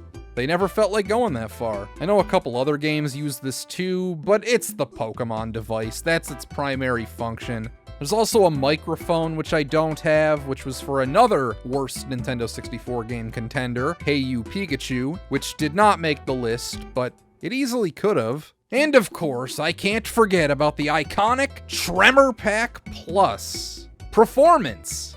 Wait, what in Miyamoto's God Green Earth is a Tremor Pack Plus? Well, you put 2 AA batteries in as opposed to the AAA the Rumble Pack uses. Then there's another slot for your memory card, and this acts as sort of a 2-in-1. No more swapping between Rumble and controller packs. Now you can have your cake and eat it too. The only problem being the games will not register both at once, so there's actually a switch on the Tremor Pack Plus which toggles between memory and Rumble modes. I also don't have the battery cover, so they're always exposed, which is less than ideal. Anyway, enough about my packs. On to the next game. Mortal Kombat Mythologies Sub-Zero is the mathematically 4th worst Nintendo 64 game. And I am shocked it's not higher. Not because I think it's worse than that, actually this ranking feels about right, but because it felt like the second most infamous. This is another title my brain gravitated towards before having played any of these. In order, mystery game, then this. That's the 1-2 wombo combo of shitty N64 games. Another one for the Rumble Pack, or the Tremor Pack Plus. Yeah, you know what, fuck it, let's do it. Strange amount of Mortal Kombat representation here, but who'd have thought the clone would fare much better than the real deal? And it was a good idea. We have a series of successful fighting games, which by nature treats its characters as flashy little hot pieces of ass and not much else. There's no real depth is what I'm saying. They each got a little bio, but that's about it. Naturally, because he has the most overpowered freeze abilities, Sub-Zero was a fan favorite. When I was a kid, my dad wouldn't let me use Sub-Zero because when you suck at fighting games, this shit is undefeatable. So what does the original Mortal Kombat say about him? The actual name or identity of this warrior is unknown, but it's believed he belongs to a clan of Chinese ninja. Well, that's convenient. We can do pretty much anything here as long as it involves a bit of Chinese twang. Given this guy, the biggest guy in Mortal Kombat, a backstory was a no-brainer. Too bad they fucked it up. It's the only 2D game on the list. Yeah, sorry, Yoshi's Story is not the mystery game. Does that speak more to the quality of the N64's 2D lineup, or just the lack of volume? I'd argue if the Batman or that other game? What was that? I don't know. I'd argue if either of those were 2D, they would have gotten by unnoticed, because cheap 2D looks better than cheap 3D, and that's what Mythologies is. They're already using this rotoscoped, or whatever you want to call it, technique to make the trilogy. Just do some of that on the N64 and you get yourself a new game. But this isn't a fighter, it's an adventure, which requires a little bit more. The camera here will zoom out occasionally, twist with the stages sometimes. Not much, but there's a little something to differentiate this from a normal Mortal Kombat game. The controls are almost exactly the same, with one key difference. In the main series, you always automatically face your opponent. Like, when you jump past them, you don't even have to think about it. Your character automatically turns around. Here, because it's an adventure game and you could conceivably be fighting more than one person at a time, in order to turn around, you gotta hit B. This is abhorrent, and it's the kind of dumb decision which you never fully get used to. Even in the last stage, I'm still forgetting that sometimes I need to hit B to turn around. You just never actually adjust. You always think it should be like a real Mortal Kombat game, but it's not. It's not like a real Mortal Kombat game. It sucks. Even if we put this aside, for some reason, fighting is a little fucked. Not a lot fucked, mind you. It almost feels like Mortal Kombat. You can do all the same moves, well, except the freezing stuff. Kind of important for fucking Sub-Zero, but no, you gotta unlock that later. Lame. It's also limited by this magic meter, double lame. Maybe they were like my dad and just thought that the freezing was too overpowered to give the player, but if you've ever actually played this, then you know that the player could use some overpowered shit to get through this. Mortal Kombat Mythologies is difficult, to put it mildly. It's the kind of game nobody ever finishes because it's too fucking hard. In fact, it's considered a bad game because it's too fucking hard. Which is a slight misdiagnosis I've found. If I'm able to finish it, then anyone is. There are difficulty options. Yeah, we're doing the War Gods hack again. Very easy, maximum number of lives and continues, please. Goes up to 12 lives and 8 continues, so that's 96 chances. First stage, pay attention because this is basically the whole game. Fighting this guy, he's a chump, easy. Then, oh shit, I just got smashed by a freaking pillar. Oh, woe is me. Oh my god, how was I supposed to know that was gonna happen? You're not. You're not supposed to know. You're not supposed to know what happens next because that's the whole freaking game. That's why it's so tough. Mortal Kombat Mythologies is Dragon's Lair NES, it's Night Trap, it's Simon. You know, with the colored lights. They're all the same. We're just playing a memory game. That's all Mortal Kombat Mythologies Sub-Zero is. Now, every video game to some extent relies on memory, but it's rare that something comes along where that's all it offers. That's all it is. That's the whole gameplay. It's just memory. Offers nothing else. This game, Mortal Kombat Mythologies Sub-Zero, is just a couple hundred things that you need to memorize. That's all it is. So we got past the crushing pillars, only to wind up at a dead end. There's 3 options. Turn around, because maybe we missed something, but there's barely any stage to backtrack to. And no, we didn't miss anything. Try to climb on the roof, which does not work either. Or we could try to jump off the balcony, which results in instant death. So, what the fuck are we supposed to do? Well, if you noticed while falling, there's a little awning attached to the building that we missed. You're supposed to jump off the edge, but close enough that we land on it, then bounce to safety. And there's no control in midair either. Once you jump, you're committed, so there's no possible way you could have saw this and reacted ahead of time. It's just a beginner's trap. And that's really all the first stage is. We get past that, fight Scorpion, which is not as satisfying as it should be for control reasons I already discussed. Another strange thing is that it lets you use both the D-pad and the analog stick, and that I appreciate, but they technically don't do the same thing. The D-pad has you walk, and you can only walk. You move slower than you do in a normal Mortal Kombat game using the D-pad. And the analog stick is how you run. It is technically possible to walk with the analog stick, but you need to be so precise with the joystick that it's not worth it. It's basically like run mode and walk mode. You hop your hand back and forth depending on what you want. Anyway, we rip Scorpion's spinal cord out. 2 minutes into the game, mind you. I thought these two were supposed to be rivals. A flash freezing fast death for Sub-Zero's mortal enemy to finish stage 1. Stage 2 is probably as far as anyone who tries this game makes it, because instead of only 2 bullshit traps to remember, there are dozens. MKM Sub-Zero is a bad video game because it does not reward skill or pattern recognition or really even hand-eye coordination. Yeah, you need some to get through, but that's a prerequisite. It's not something you're rewarded for. Stage 2 starts with beating up some fucking jobber, then another bullshit mechanic you would have no idea how it works, unless you already played this game and died a bunch to it. You gotta time the wind so it lifts you up and over to this platform we can't see from the ledge. Thankfully, the camera then zooms out so we can actually see our next target, but this wind mechanic is still jank as fuck, and we're instantly put into a life or death situation to utilize it. Think about a good game, Donkey Kong Country 2. That's something with a ton of dumb gimmicks. It's video game design 101 to introduce these obtuse mechanics in a low-stakes situation so the player can get a feel for things. That game also contains wind mechanics, but they're introduced in a setting where we can figure shit out,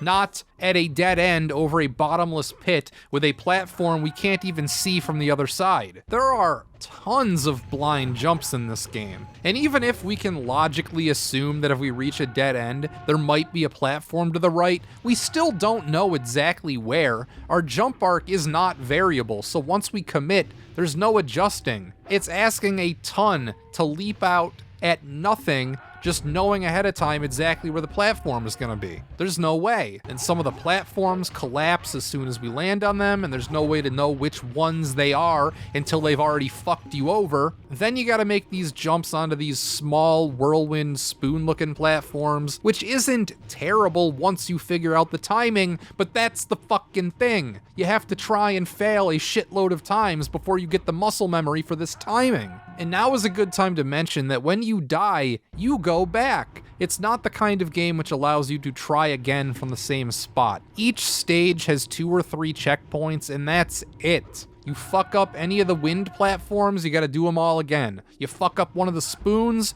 back to the start. Then eventually we hit a dead end on this platform with a circle, which is impossible to progress from, because we were at a certain point supposed to turn around, ride the wind up to these platforms to the top left, go left even further, then pick up this yellow circle which acts as our key here. I didn't even realize this game had an inventory system until looking up what to do here, but yeah, if you hit Z it brings up this menu with a bunch of items you can use. Most of them are just consumables which restore your freeze meter or health, but you also need it for keys and other progression shit. Then, after using the key, it makes this giant tornado appear, but again, it's not clear how you interact with this thing, and it killed me a few times before I got the hang of it. Even when it's not something as explicit as a trap, the game still skims lives off the top in situations like these because the player doesn't know what the fuck they're doing yet. Once I worked up the muscle memory for how to ride this tornado, it never killed me again, but it's extraordinarily painful having to do this for every little thing in every goddamn stage. There's only 8, but they're all an ordeal in their own way, a series of bullshit to memorize and different stupid mechanics to navigate before you get through them. It doesn't reward skill, it rewards stubbornness. Every time I replay a segment of this game, I get a little bit better, I go a little further, and there is a certain satisfaction to that, but it's really not worth it. Most games are stacked in the player's favor, and the design is rooting for you to succeed. Even something as famously difficult as Dark Souls is set up for you to succeed. Mythologies is a rare video game where it feels like the people who made it wanted you to give up. It feels like they're rooting for your demise. It's one of those games where if you know what you're doing, it takes less than an hour, yet it took me close to 20 to finish, just because it's never-ending bullshit. Stage 2 keeps going. I'm not gonna cover every little thing, but you get to the end, fight this guy, who's much more difficult than the very easy difficulty would suggest, but then, once you kill him, he turns into a giant tornado, which, unlike the other one we used to get through the stage, kills you instantly, fuck you, after going through this bullshit stage, besting a really tough boss. This is the thanks you get? Another instant death trap just at the end? Just one last kick just to say fuck you? And guess what? Yeah, you gotta fight the boss again. Yeah, you think it would just let you move on? Fuck no. Fuck you. The second stage of Mortal Kombat Mythologies Sub-Zero is probably the second most difficult in the entire game. It goes stage 7, then stage 2, and they're both difficult for different reasons too, so it's like its own thing. This is the most memory-heavy bullshit one where there's the most amount of crap just thrown at you that you gotta deal with like that. If you can get past it, then you can almost certainly get through the rest of the game. If you feel like putting up with it, but like why would you? There's no reason to put up with it. There's no gratification getting through this. I mean, I guess there is. There's a little bit of gratification, but it's like, that's only when it's done. The process is painful. It's not fun. Playing through Mortal Kombat Mythologies Sub-Zero is pure labor. That's it. It's labor. It's work. Man, it sucks. Let's gloss over the next few levels. 3 is merciful because there's far less traps and is more of a maze emphasis. I eat mazes for breakfast, so this wasn't shit. There are still death traps, don't get me wrong, like this part where I climb the rope down to the bottom. We reach a door I need a key for, I don't have it, so I try to go back up and yeah, fucking LOL. Yeah, screw you too, game, good one. Funny joke. The boss is against this big rock golem, which is actually another death trap in disguise. It's a puzzle fight. Once you know what to do, you cannot lose, but it's bullshit. He's too big to jump over, so you gotta slide under him to hit a switch on the other side of the room, which isn't that difficult to figure out, but I didn't even know there was a slide, because it's the most awkward combination of buttons imaginable. Get this. In order to do the slide in Mortal Kombat Mythologies Sub-Zero, you have to hit backwards, L, not Z. Remember, Z brings up a menu, so we already have to be on the D-pad. Backwards, L, C down, and C up. All these buttons at the same time. That's fucking ridiculous for something as simple as a slide. And it pretty much guarantees that you can't use it during normal gameplay. It has to be for a special scenario like this. Stage 4 is another maze, this one in some kind of sewer. It's probably the easiest stage aside from the first and maybe ironically the last. Boss looks like the guy on the cover for Rise of the Robots. Stage 5, back to another straightforward, well, as straightforward as this game gets, linear one. I really don't have much to say about it. Learn how to time the fire pillars. It's supposed to be more of a combat gauntlet, but on very easy, it's a cakewalk compared to the rest of the game. Boss is against the Human Torch or Nicolas Cage from that one movie. Where are all the Mortal Kombat characters? We've only fought Scorpion so far. Then stage 6, wait, what? Your path to the Netherrealm has been denied. Try again with a harder difficulty. Oh, man. They're pulling this bullshit too? I should have known, lots of games do this. But what's funny is that the game doesn't remember what difficulty you selected on your save file. So all I had to do was go into the options, turn it up to normal, then reload my save. So I didn't actually have to replay anything. So that's my advice. Play the first 5 levels on very easy, then swap to normal for the rest of the game. Stage 6 is yet another combat gauntlet, but it's much more difficult now that I'm forced to play on normal. Before, I was abusing the jump kick, but now they block it 95% of the time, so I had to start abusing freeze instead. The biggest thing which sucks about normal, though, are the loss of lives. This game has limited resources. Starting out, I got 12 lives and 8 continues, so 96 chances. Then that's it. Even saving and reloading remembers how many lives and continues you had from last time. So you want a good run to preserve as many of these as possible. If I get to the end of the stage, but I died 50 times getting there, which was not uncommon, I would reset, reload, and redo the whole stage from the beginning, just so I could lose less lives. My process was to finish a stage once using as many as I needed to learn, then I would just decline to save, restart, and do the level again now that I just learned it. Unfortunately, switching to normal means you get chopped down to 6 lives and 4 continues, so 24 chances, way less. We're working with much thinner margins from here on out, but also I was playing a bit overly cautious to this point. I had only used 1 continue, and in hindsight I could have used way more to get through the first 5 stages, but I was really worried about the end of the game and I wanted to have as many lives as possible, so I just kept redoing the first 5 stages. Anyway, 6 isn't that bad once you learn how to avoid these instant death hammers, but then, whoa! Scorpion! I thought we ripped his head off. Well, I did it again by just freezing and uppercutting him repeatedly. Just, don't mind me, just waiting for my meter to recharge. Man, sure is nice of Scorpion to allow me to do this. He knows we've had a rough day. Then unlike last time when he dies, he just sort of disintegrates into the floor. Then I get shot from off screen. What the fuck? I thought that was the end of the stage.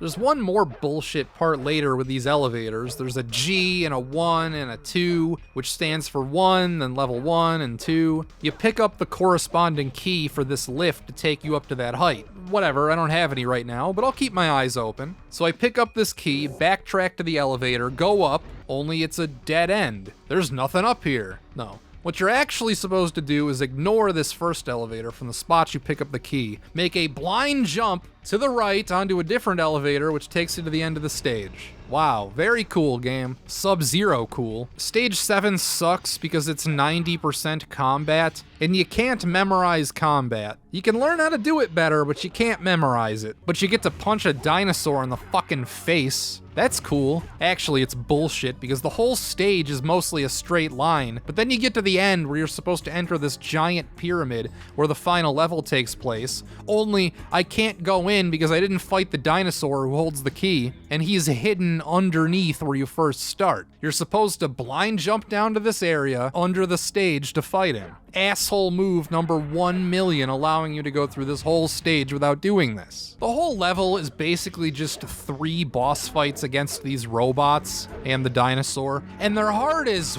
fuck. What's strange is the way they let you land one move at a time, then block it every other time after that. Like, as soon as the fight starts, it'll let me jump kick them, but then they will block it every time after that. Same for roundhouses, punch combos. So the challenge is trying to hit them with as many different moves as possible, because they always let you get one in. It's actually a cool gimmick now that I say it out loud, but damn. In the moment, these guys were nothing but pain. Then finally, after a long, hard-fought game, Stage 8 is actually one of the easier ones. It's another maze, and I just ran past most of the enemies. There are boss fights against these girl ninjas, but they're nothing compared to the robots last stage. The final fight isn't actually a fight at all, it's a gimmick. You're supposed to freeze this guy, run into a teleporter, teleport behind him, steal his medallion, then run out the portal which opens up. Then that's it. That's Mortal Kombat Mythologies Sub-Zero. It's worth mentioning that there's a PlayStation version 2, with the difference being instead of these still shots with text, they're proper FMVs, starring guys wearing these ridiculous costumes. That alone makes this version at least 10% worse by comparison. Mortal Kombat Mythologies Sub-Zero was not fun. I do not recommend it, but I am glad that I got through it. Once I accepted that it was like a Kaizo game, or like a I wanna be the guy situation where it's intentionally trolly and just trying to piss you off, get a rise out of you, and it's all memorization based, and they did that on purpose, I kind of didn't hate it. I still didn't enjoy playing through it, but I also sort of respected what it was going for. But at the end of the day, I gotta ask myself, was it fun? No. Definitely no. It's a tiring, laborious experience.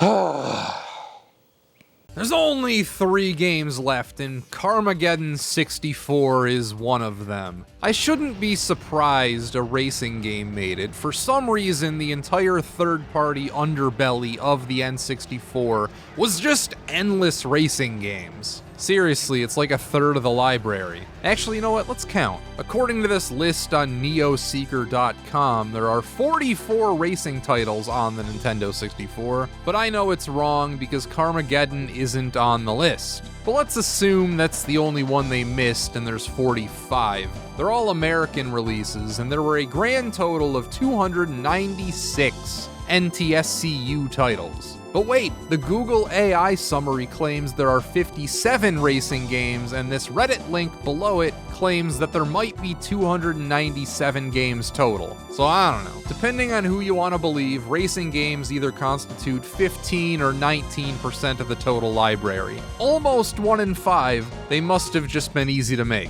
That means, statistically, they're unrepresented, because neither of the final 2 are racers. Yeah, sorry, Lego Racers is not the mystery game. How can a racing game be that bad, though? I have my doubts. Even a crappy racing game, I feel like at the very worst, is just kind of, I don't know, boring.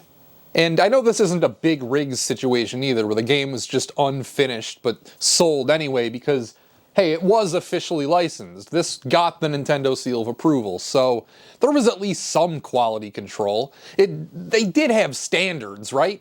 I wasn't sure this would even be finishable, and was giddy to win one race, then cross this off the list. But no, there's a proper campaign with stages and ending, even a plot. It's all conveyed with this shitty text dump, but it is here. Oh shit, guys, it's almost Red Friday, June 6th, 2026. Comment if you're watching on Red Friday, which is a Saturday. My first impressions are, control is both overly sensitive and somehow also not enough. You take turns wide, but the stick itself makes the car move a little easier than you would expect. I'm also confused as to what I'm supposed to be doing. It's a racing game, so shut up and race, I guess, but what's all this other stuff cluttering the UI? Wasted? 6 out of 80 kills? Credits? What is all this crap? Am I supposed to be killing people? Or zombies in this version, rather? What's a wasted? Are credits just points? Whatever, I'm sure if any of this is important, I'll figure it out. There's a widescreen option in the menus, which is neat to see, but you know we don't play that here. Then I get to the end. Race completed. Okay. Did I win? I'm still not sure. I didn't run over very many zombies, and I never got any wasteds, whatever those are. Also, the other racers didn't start next to me at the beginning, and I hardly ever saw them. In fact, I didn't see them until almost the very end of the race. But on the stage select screen, there's a trophy over race 1, so I think I won? I think? I don't know. Moving on. Race 2 is where things start to suck because the course is way too small for your turning radius. I just keep crashing into everything. Feels like I constantly need to brake and carefully navigate these turns. Hardly the high-octane racing you would want in one of these. I'm more careful here than when I actually drive. But whatever. Persevered. Won this race too, I guess. Why does it say race completed instead of you win or first place? It's so weird. After completing the first 3 races, this Mission 1 option opens up, so I guess I am progressing. Also note these weird level descriptions. Objective: wreck or wreak havoc on the zombie hordes. But my objective is to win a race, right? I can't believe those suckers think they can beat me. I am the fastest, I am the hardest, I am the best, blah blah blah. This would almost bite if I could see an actual character saying this stuff. Course is almost impossible. There's a huge jump midway through, which is too difficult for me to hit consistently. The control is so sensitive that if your angle is just a little off, then you veer to the left and miss the jump. You also need to be almost max speed too to make it over, so taking this carefully isn't an option. I can't do it. I make this jump maybe 1 in every 4 tries, so how am I supposed to do 3 laps without ever missing? Well, guess what? I've been playing the game wrong. All of the other crap on the UI, wasted, kills, these are alternate win conditions. To advance in Carmageddon 64, you can either win the race, which is what I've been doing, or kill all the zombies, or destroy all your opponents. That's what wasted is, how many of the opposing vehicles you have destroyed. After figuring this out, everything clicked. Carmageddon 64 isn't a racing game at all. It's a demolition derby one. Do most people who have played not realize this? Because if so, that explains why this has such a poor reputation. If viewed as just a racing experience, it sucks. The course design is incredibly claustrophobic, and a lot of times it's not clear where you were supposed to go. If you're actually trying to complete the race, you'll take wrong turns all the time, because the game does a shit job leading you to where you're supposed to go. Racing games normally have soft, racetrack-like turns, but this one will just throw 90 degrees at you, city streets, city blocks, and expect you to do them. You're constantly stopping and starting and trying to make sense of the layout of the land, which does not make sense for a race. But it does make sense for a demolition derby. You're not actually supposed to pay attention to any of the racetrack stuff, it's just there to fool you. It's a red herring. If you race, it's boring at best and infuriating at the worst. However, hunting down and destroying the other cars is actually fun. Just as soon as the race starts, yeah, plow into them. His big, stupid, frickin' Formula 1 wheels. Look at this, I'm like juggling them in the air.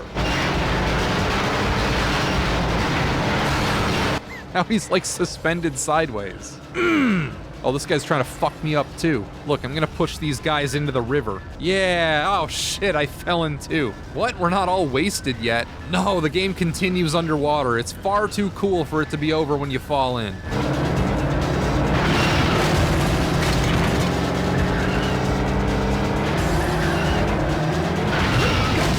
This game's awesome. People are just wrong. I can't believe this is so high up on the list because everybody just assumes that it's a racing game and plays it wrong. That's ridiculous. I mean, it's no masterpiece or anything, but if you take the time to play this game properly, then it's really not bad at all. The way this game works, each race, quote unquote, can be finished any way you want, which always means Demolition Derby. Let's be real. There's no reason to go after the zombies, there's too many of them, and the racing is boring and lame. But the end of world missions, as they're known, only have one objective. Except for the first one, they're still trying to trick you there. Anyway, sometimes you're forced into doing these zombie hunts, which are not fun. But in this case, I picked the ice cream truck, and there's some zombies under this low-hanging bridge, but I don't have the clearance. My big-ass ice cream cone keeps hitting the top, so I can't get in there to kill them. You're forced to get every single zombie too, which is asking too much. The Earthworm Jim problem, please just let us get 70%, that's good enough. Any stage should be able to be finished with any vehicle, so this is BS. Thankfully, it's right at the very start, so I didn't lose much progress by restarting. It's a glitchy game sometimes too, like here I'm doing my Demolition Derby thing, and then the car just straight up vanishes. Oh, and I gotta explain the credits. They ensure that there is no challenge to this whatsoever. Get this. Our car has health. If it gets damaged too much, then it blows up and we lose, like every other car in the game. But at any time, we can just hit R to get all of our health back. It's supposed to be limited by how many credits you have, but look, it costs me 360 to repair the damage, and I have over 500,000. Not 360,000, 360 out of my 500,000 credits.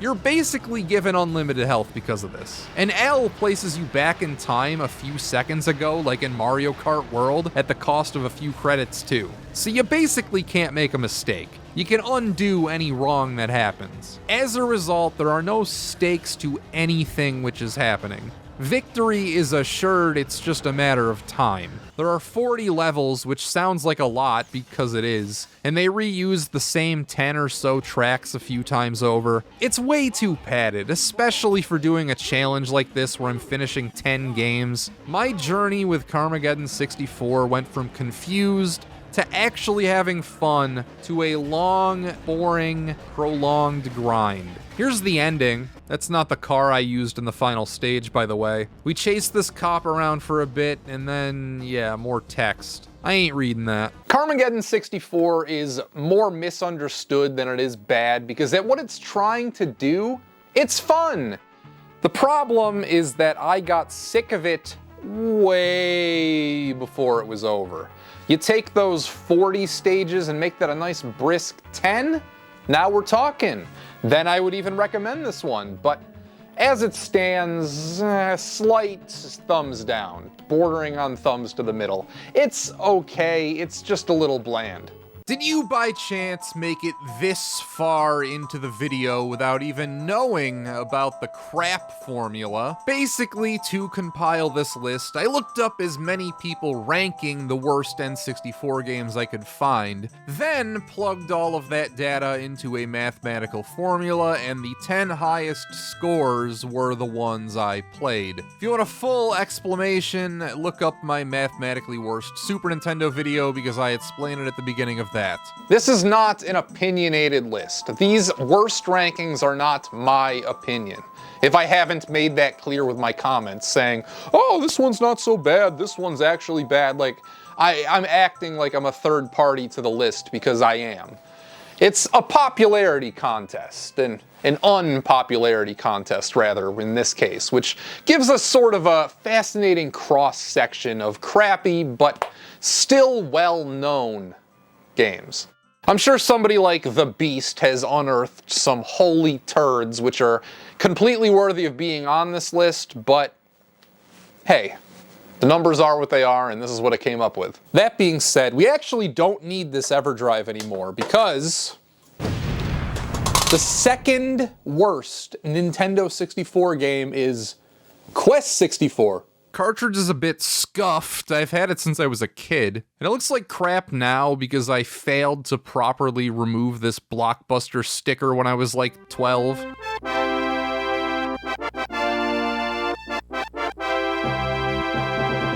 I have finished Quest 64 3 different times in my life. Once as a kid, without a controller pack, mind you, did the whole thing without turning the system off. Once, for an ancient video, shout out to you, the one guy who commented they were disappointed with this review in the last few months. Cause here I am taking another crack at it. I find the discourse around Quest 64 and the strange popularity of it to be more fascinating than the game itself. Because this has to be one of the most well-liked, but also worst games of all time. Like, its reputation is poor enough that it will show up on lists like this. People will put it on their worst N64 games list, and high up at that. Very high up. But I feel like if you ask anybody about this game who's played it, it's not even like a mixed opinion sort of thing. I feel like this game is almost a cult classic these days. I really only think that Quest is interesting from a meta contextual level. My friend Treaky has a video which did very well, mostly positive take on the game. The computer lab guy I'd call my friend, but we've never met. Again, mostly positive take on the game. And there's tons more. Of course, the famous Pro Jared video, but I'm talking more contemporary. There's a strange amount of heat around this game. There's buzz, people are talking about it. Some games stick out better in your memory than they do when they're right in front of you. And I think Quest 64 is one of those. But the way I see it when I look at this game, Quest 64 is profoundly uninspired, rudderless, directionless, clearly unfinished, rush-to-market work. It aims low and it doesn't even rise to that. It has to be one of the most uninteresting games which everybody is interested in for some reason. It doesn't make sense, at least not if I just examine the game itself. Quest 64 is alluring because it's a glimpse into another parallel universe that we never got. There weren't very many RPGs on the N64, Paper Mario, Ogre Battle, Zelda. But the ones that it did get, like those games, they're not traditional. There aren't random battles in those. We didn't get a blue text box Quest 64 doesn't have blue text boxes, but there's no turn-based with random battles, cold-blooded RPGs on the N64. So we never really got to see what that would be like. Quest 64 is the closest thing to it. It's weird. There's nothing else quite like it. The N64 and PlayStation, I would argue, are the most different main consoles of a generation in terms of their capabilities. Maybe the Wii 360 PS3 generation comes close, but I would still argue that it's N64 PlayStation. They're a fascinating contrast because it's tough to say which is better per se. The market would prove PlayStation had the best approach business-wise, but that's not what I'm talking about. I'm unconvinced that it was the more capable gaming platform, and it really depends on what you were trying to do because the systems were just so different. They were good at different things. The N64, in terms of raw polygon pushing power, is clearly more capable, with the obvious drawback being your games are stuck on cartridges. Quest 64's ROM is 6.4 megabytes. Final Fantasy VII was a gig and a half, over 240 times larger. Cartridges load faster, and the N64 is better from a pure specs perspective, but you're dividing the amount of data you can meaningfully store and send the system into a tiny fraction. This fundamentally changes how you go about making your game. And on one hand, we have 100 examples of what the PlayStation RPG is. Pre-rendered backgrounds and cutscenes, lots of text, FMVs, CD quality music, the works. But we never really got a true feel for what a developer opting for the other side of this trade-off would have been like. Quest 64 stands almost alone as this example. It has these massive polygonal areas, tons of detailed 3D models, which by sheer volume and size put anything on the PlayStation to shame. Its design and structure are simple, like an early SNES RPG, but in 3D and on an N64. From a meta perspective, it's fascinating. It also gets a bump for being an early N64 game, which always increases a title's visibility. Even if you didn't buy it new, this was a part of many kids' N64 collection at one point or another. Shoot, mine was a Blockbuster copy, and I'm sure millions of kids played it and have memories of it because of that. All outward appearances point to this being cool. Yet, as soon as I start the game, as soon as we start playing, All of that allure, all of that intrigue, all of that cool factor vanishes instantly. Game starts with my favorite, a never-ending text box. Riveting. I don't think I've ever properly parsed this guy's model. I thought the green was supposed to be his head, but no, his head's tiny and he's just a dork with a big pointy hat. Then we're set free into a massive, ginormous building, going down multiple staircases, rooms, hallways, only there's nothing in it. You can find one piece of bread. That's it. This place has 12 rooms, I counted, and 5 NPCs. Herein lies the root of Quest 64's problems. It's so empty. There is a severe lack of things to do or happenings of consequence. Here's Sirius. Looks cool. They thought to give him a unique model and name. Spirit, please protect this young lad. Light the way and watch over him. We'll make offerings for your safety until you return. Okay, cool. That is all he will ever say. We never see him again. He never does anything. He holds no significance. He's just a guy named Sirius, tucked away in a random room in the building you start at. Here's Marmaduke. Again, looks cool, unique model, is named, though this is all he says, and we will never see him again. Most people call Quest rushed or unfinished. Hell, I said it a minute or two ago. Though I think a better way of putting it is mismanaged. Their effort went into all the wrong places. Every single NPC is named, and they rarely repeat models, if ever. I'm not sure they ever do. They're varying degrees of detailed, sure, but for the most part, they're unique.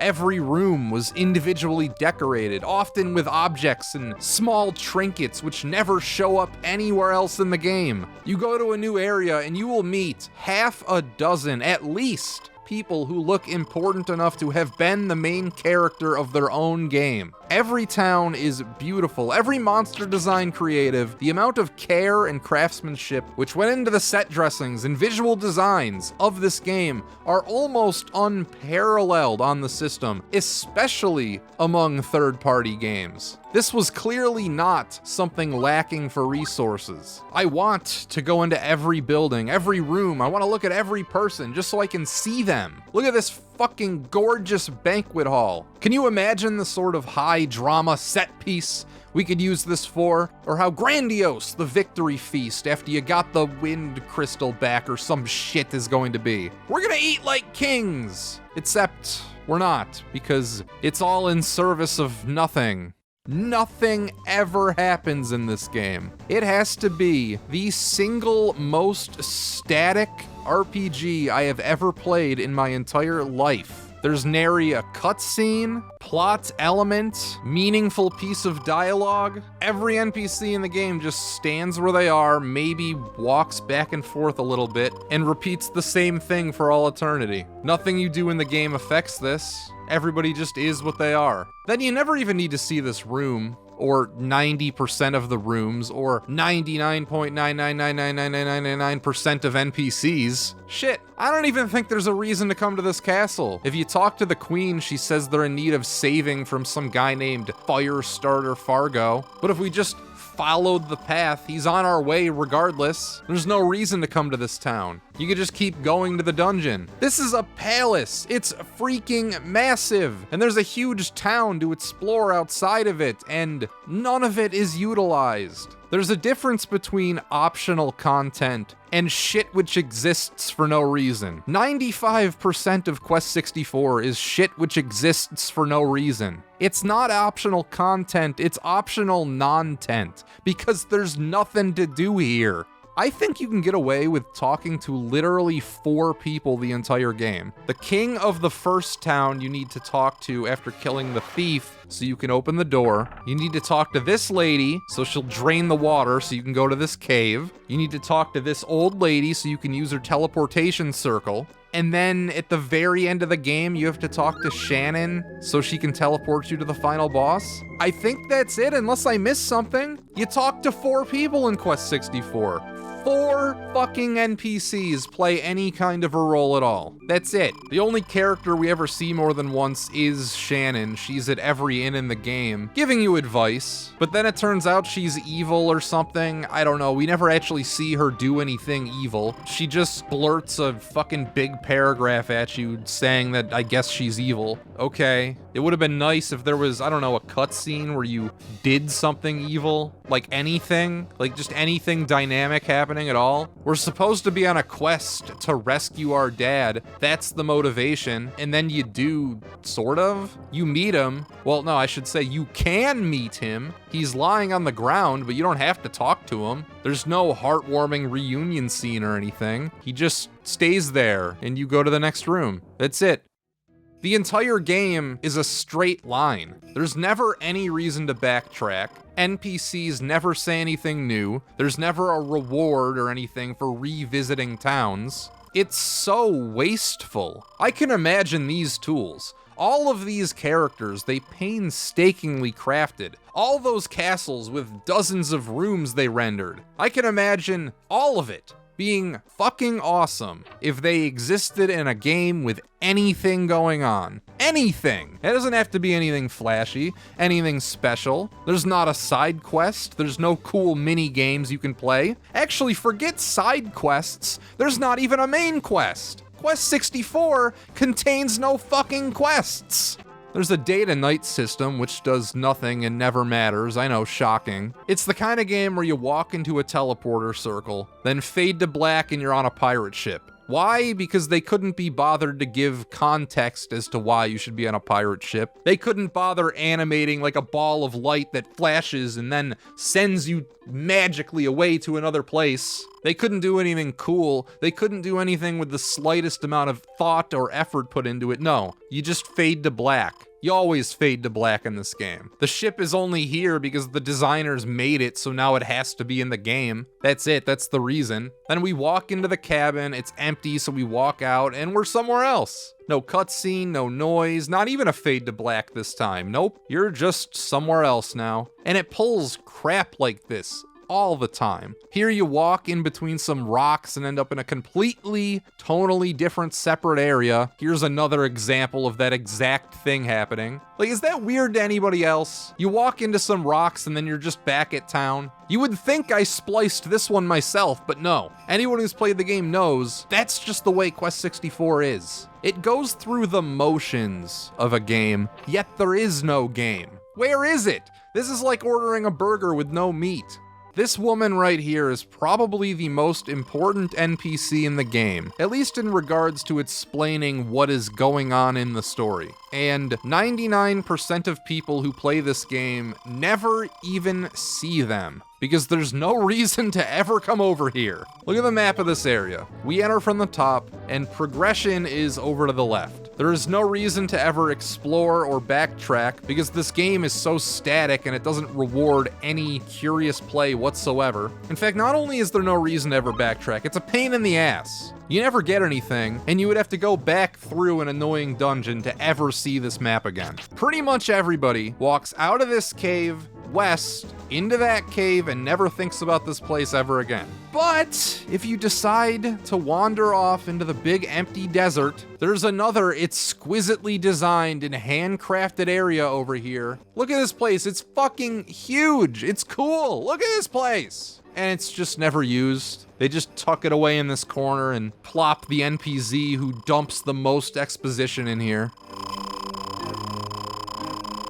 It's piss easy, after the first boss anyway. Famously, the elemental battle system breaks itself if you just level rock, because it gives you a spell that makes you invincible. I repeat, you get a spell which makes you invincible.